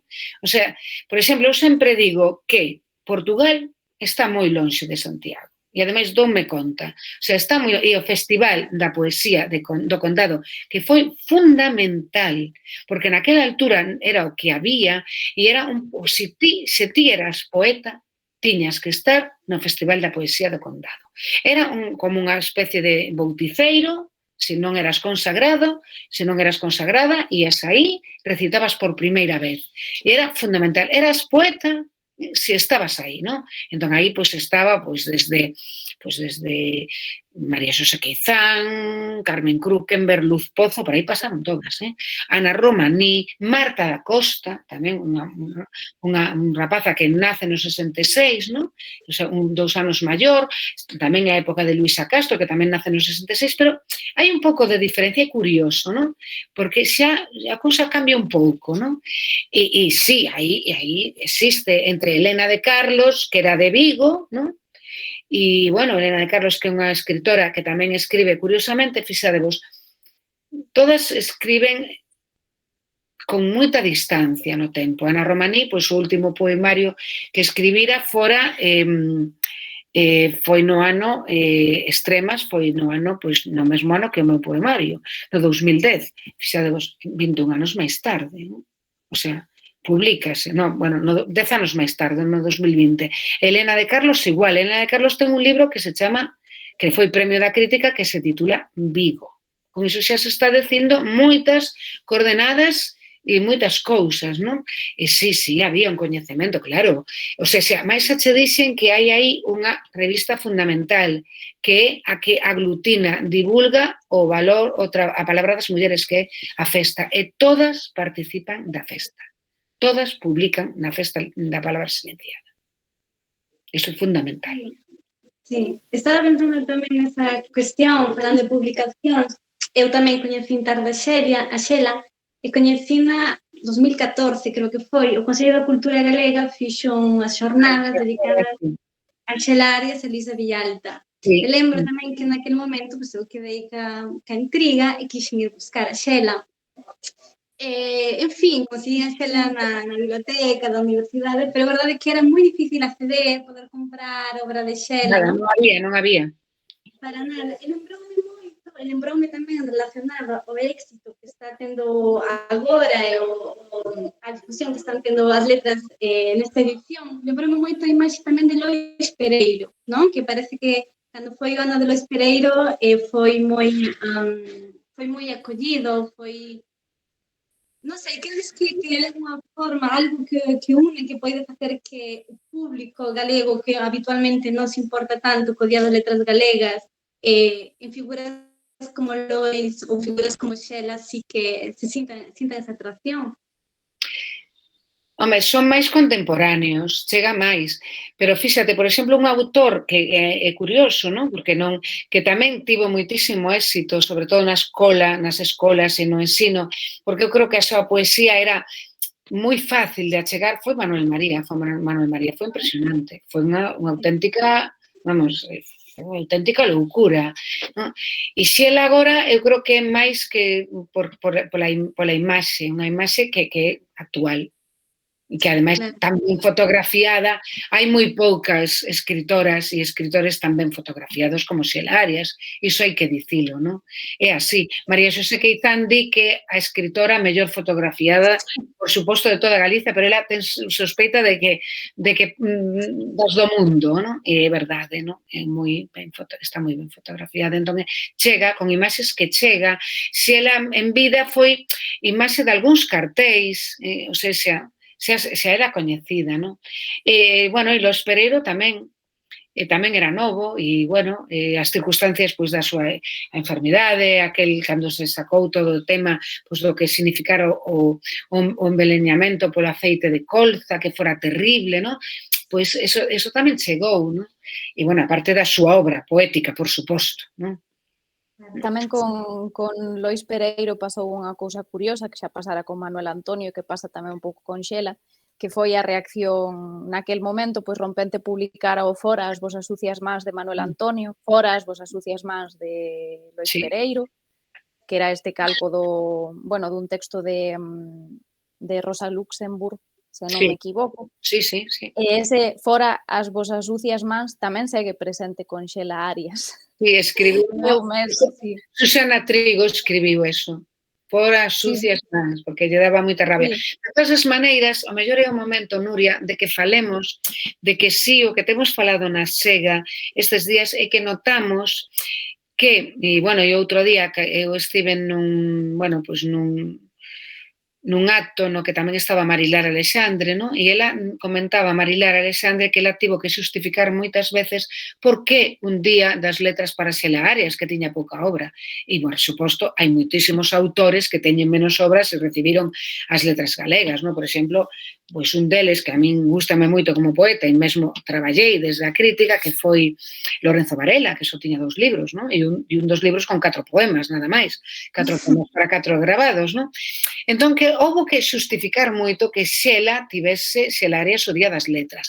Pero algo que temos falado é que hai biografías, ou seja, desde a Sega nós o que queremos é que as persoas se acheguen á obra de Xela Arias, que lean a obra de Xela Arias, que lean, que entren, que lean esa poesía, que se contaxen desa necesidade de indagar da palabra poética, porque o que estamos vendo é que moitas veces, sobre todo no ensino, no mundo do ensino, ás veces é fácil de entrar nas poesías, non tanto polo alumnado, porque ás veces a rapazada, aínda que sexa pequena, entra moito mellor na poesía que moito profesorado. Hai que dicilo así. Eu son profesora e seino, non? Entón, o que hai que chegar poesía ao alumnado, porque non se lle chega. A poesía e o teatro tampouco, non? Non se lles... Non, porque dá traballo, hai que explicar moito. Non, e tampouco se sabe ler a poesía. Claro, aí ela pasa moito que non saben lela, porque ela, ademais, xoga cos espazos, ese espazo que máis ela jugándose. Entón, con Rosalía de Castro tampouco se lles explica que Rosalía escribiu con ritmo. Todos os seus poemas poden ir acompañados dunha pandeireta e soan. Entón, non teñen o ritmo. E entón, o que estamos vendo é que está pasando que moitas veces as lecturas que se fan de Xela non son a partir da obra de Xela Arias, son de determinadas biografías. E iso, claro, é ler a través dunha visión, cando neste momento pois xa temos a obra da autora, non? E despois, bueno, algo que estamos notando é que moitas veces a unha autora, eu non lembro descripcións físicas dos escritores das letras. home, pode haber unha así, pero non, e aquí, por exemplo, síguese pois falando da dichosa cazadora de coiro de Xela Arias, cando naquela altura pois era como se vestía, entendemos? O sea, vestíamos así, e se podíamos ter unha cazadora de coiro era mellor, se non, pois levabas unha que non era de coiro, porque era o que queríamos, vestir así, vestíamos así, e cando tiñamos 18 anos... unha herdada da miña madriña, que a marcou nos 80 co seu primeiro soldo, Claro. e agora teño... Claro, e non nos pintábamos tampouco, o sea, a maquillaxe veu máis tarde, o sea, non tiñamos ese interese en maquillar, había outras cousas que facer, daba moito tempo, entón, estas cousas que vemos ás veces, pois que se comentan alrededor da figura de Xela, pois non se facían pois de Manuel Murguía ou de nin de Lois Pereiro, ¿no? Por exemplo. Entón, iso sí que ás veces acabamos cometendo certos erros, non? A mí lémbrame dun verso que ten Yolanda Castaño que di algo así como cando falei só contemplaron os meus labios, ou é algo similar, non? Creo que dá para meterlo totalmente. E creo que Yolanda Castaño quizás tamén lle pase algo similar en canto a esa recepción, non?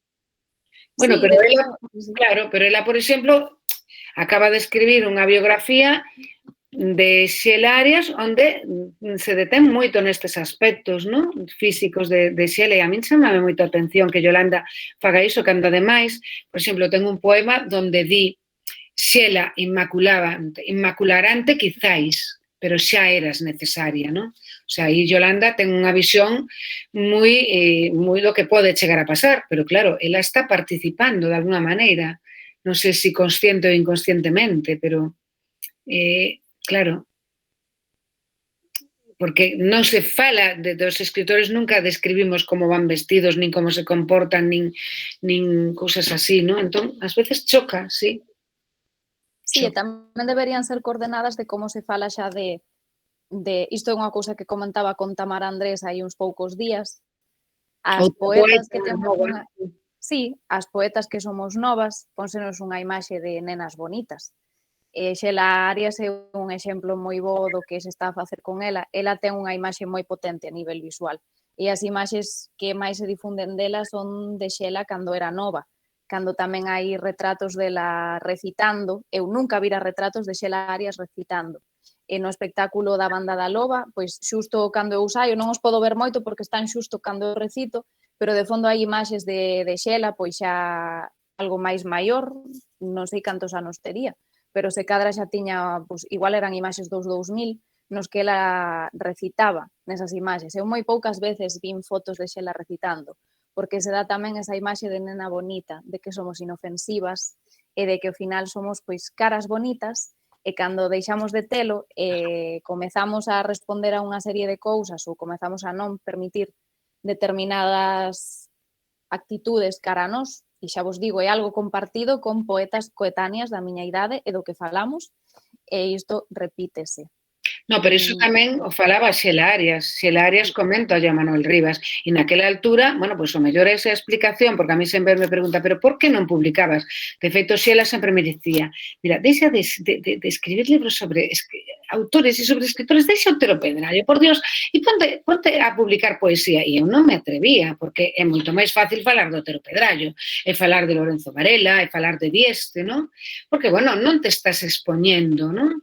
Ela é moi honesta, e iso comenta nunhas imaxes que hai nestes capítulos que fixo a Real Academia Galega, a palabra esgazada, pois no primeiro, que sai ao final de todo, cando se rematan os créditos, Xela Arias aí comenta con unha honestidade, cando era, pois acababa de publicar Denuncia de Equilibrio, que ela non tivo, di así claramente, non tivo que buscarse a vida para publicar, que non a tivo porque ela, claro, estaba na casa, estaba en Edicións Xerais. Pero ven a decir algo así, que hai moitas persoas espendoladas, creo que utiliza esa palabra, buscando, ¿no? E que o mellor, pois, que, claro, que escribir, pois, sí, que publicar, que te expóns moito, e hai persoas que non queren expoñerse, ¿no?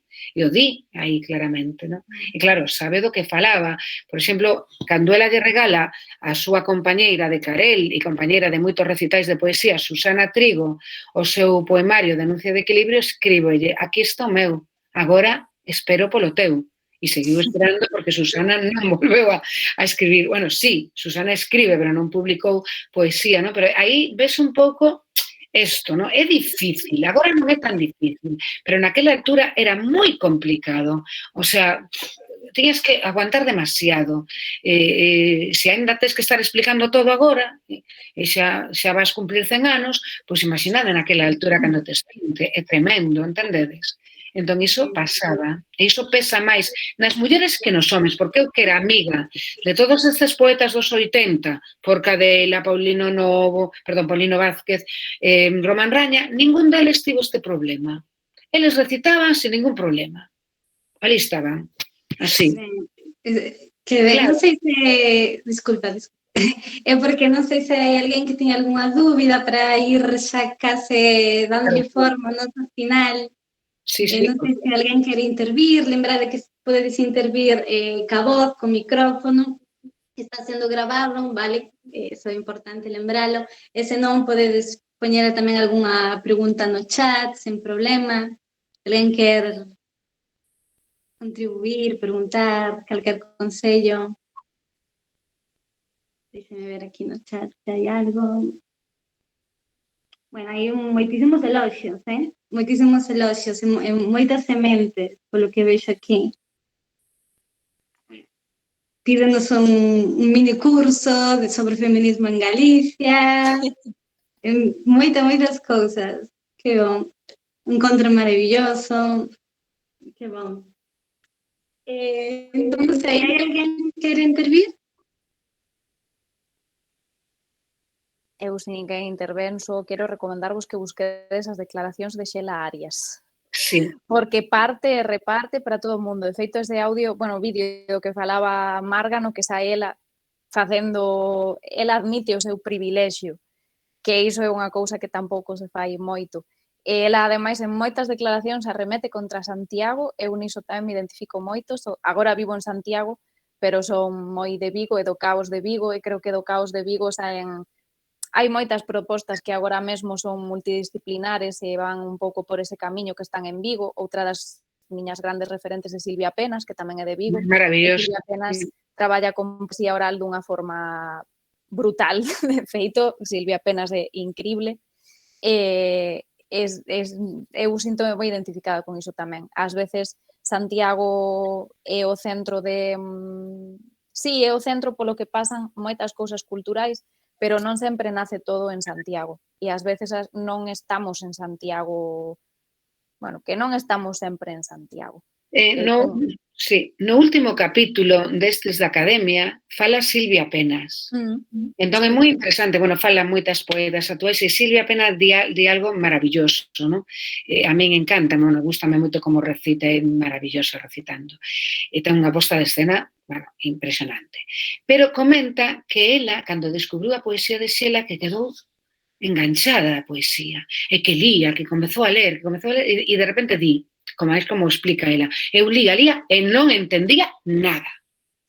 Pero eu lía, como se fose unha ladaíña, e repetía, e claro, ao final, pois claro, entendeu, porque a mellor do que se trata é diso, de repetir, e de ver, e de que entre, non? E é moi interesante porque isto ven un pouco a conto do que dicíamos, non? Que claro, sí. Sí, eu tamén me sinto ese non entender, sobre todo porque ler a Xela Arias tamén é un trabalínguas moitas veces. Sí. Eu memoricei moitos textos dela e memorizar a Xela Arias é un exercicio complexo. Hai que buscarlle un ritmo porque senón é imposible memorizala. E ás veces é como un trabalínguas. É un absoluto trabalínguas lela en voz alta.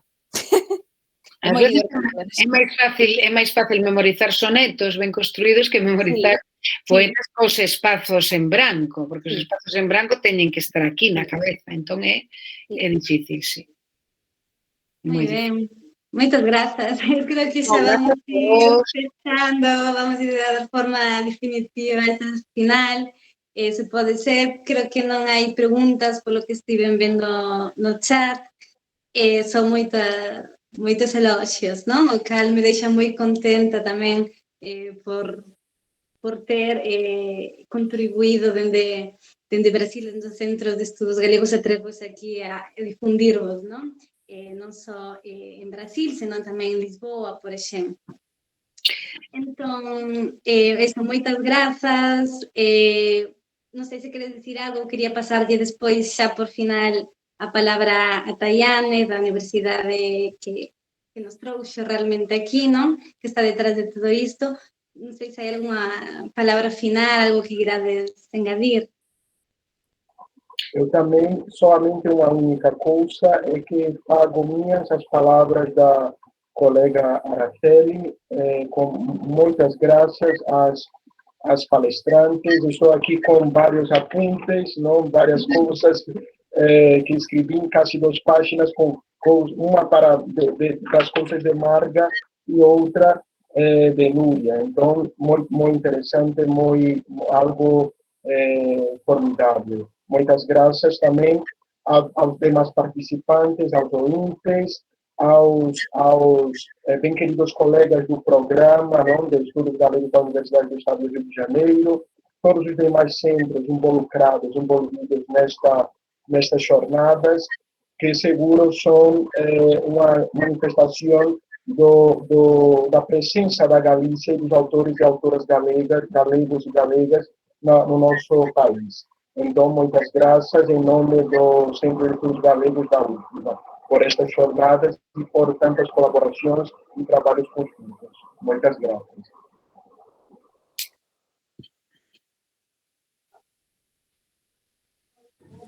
Agora sou eu, não? Sim.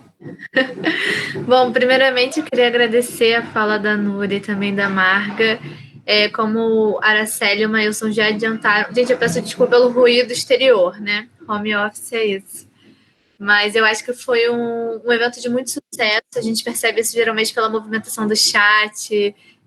Quando a gente vê as redes sociais também, né? O pessoal já estava perguntando sobre onde a Núria participava também, como é que faz para aceder a esses documentos, perguntando sobre o nome de livros. Então, isso, para a gente, vamos dizer assim, é o maior feedback que o público poderia dar.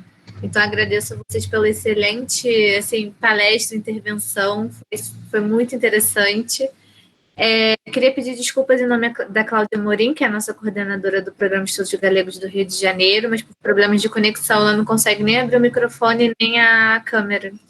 E aí precisou acompanhar um pouco aí a conta-gotas, né? Fora isso, só queria mesmo agradecer aos assistentes. Eu volto a falar que a gente tem uma ótima organização, são muitas universidades por trás, são palestrantes de muita qualidade, como vocês viram hoje, mas nada disso é possível sem assistência, muitos nomes repetidos que estão acompanhando a gente desde o primeiro dia, então é só agradecer mesmo. E lembrar que amanhã tem mais e que nos vemos até sexta-feira, então, falando mais um pouquinho de Sheila Ares também, fazendo a nossa homenagem à professora Amparo Maleval. Bom, é isso. Muito obrigada.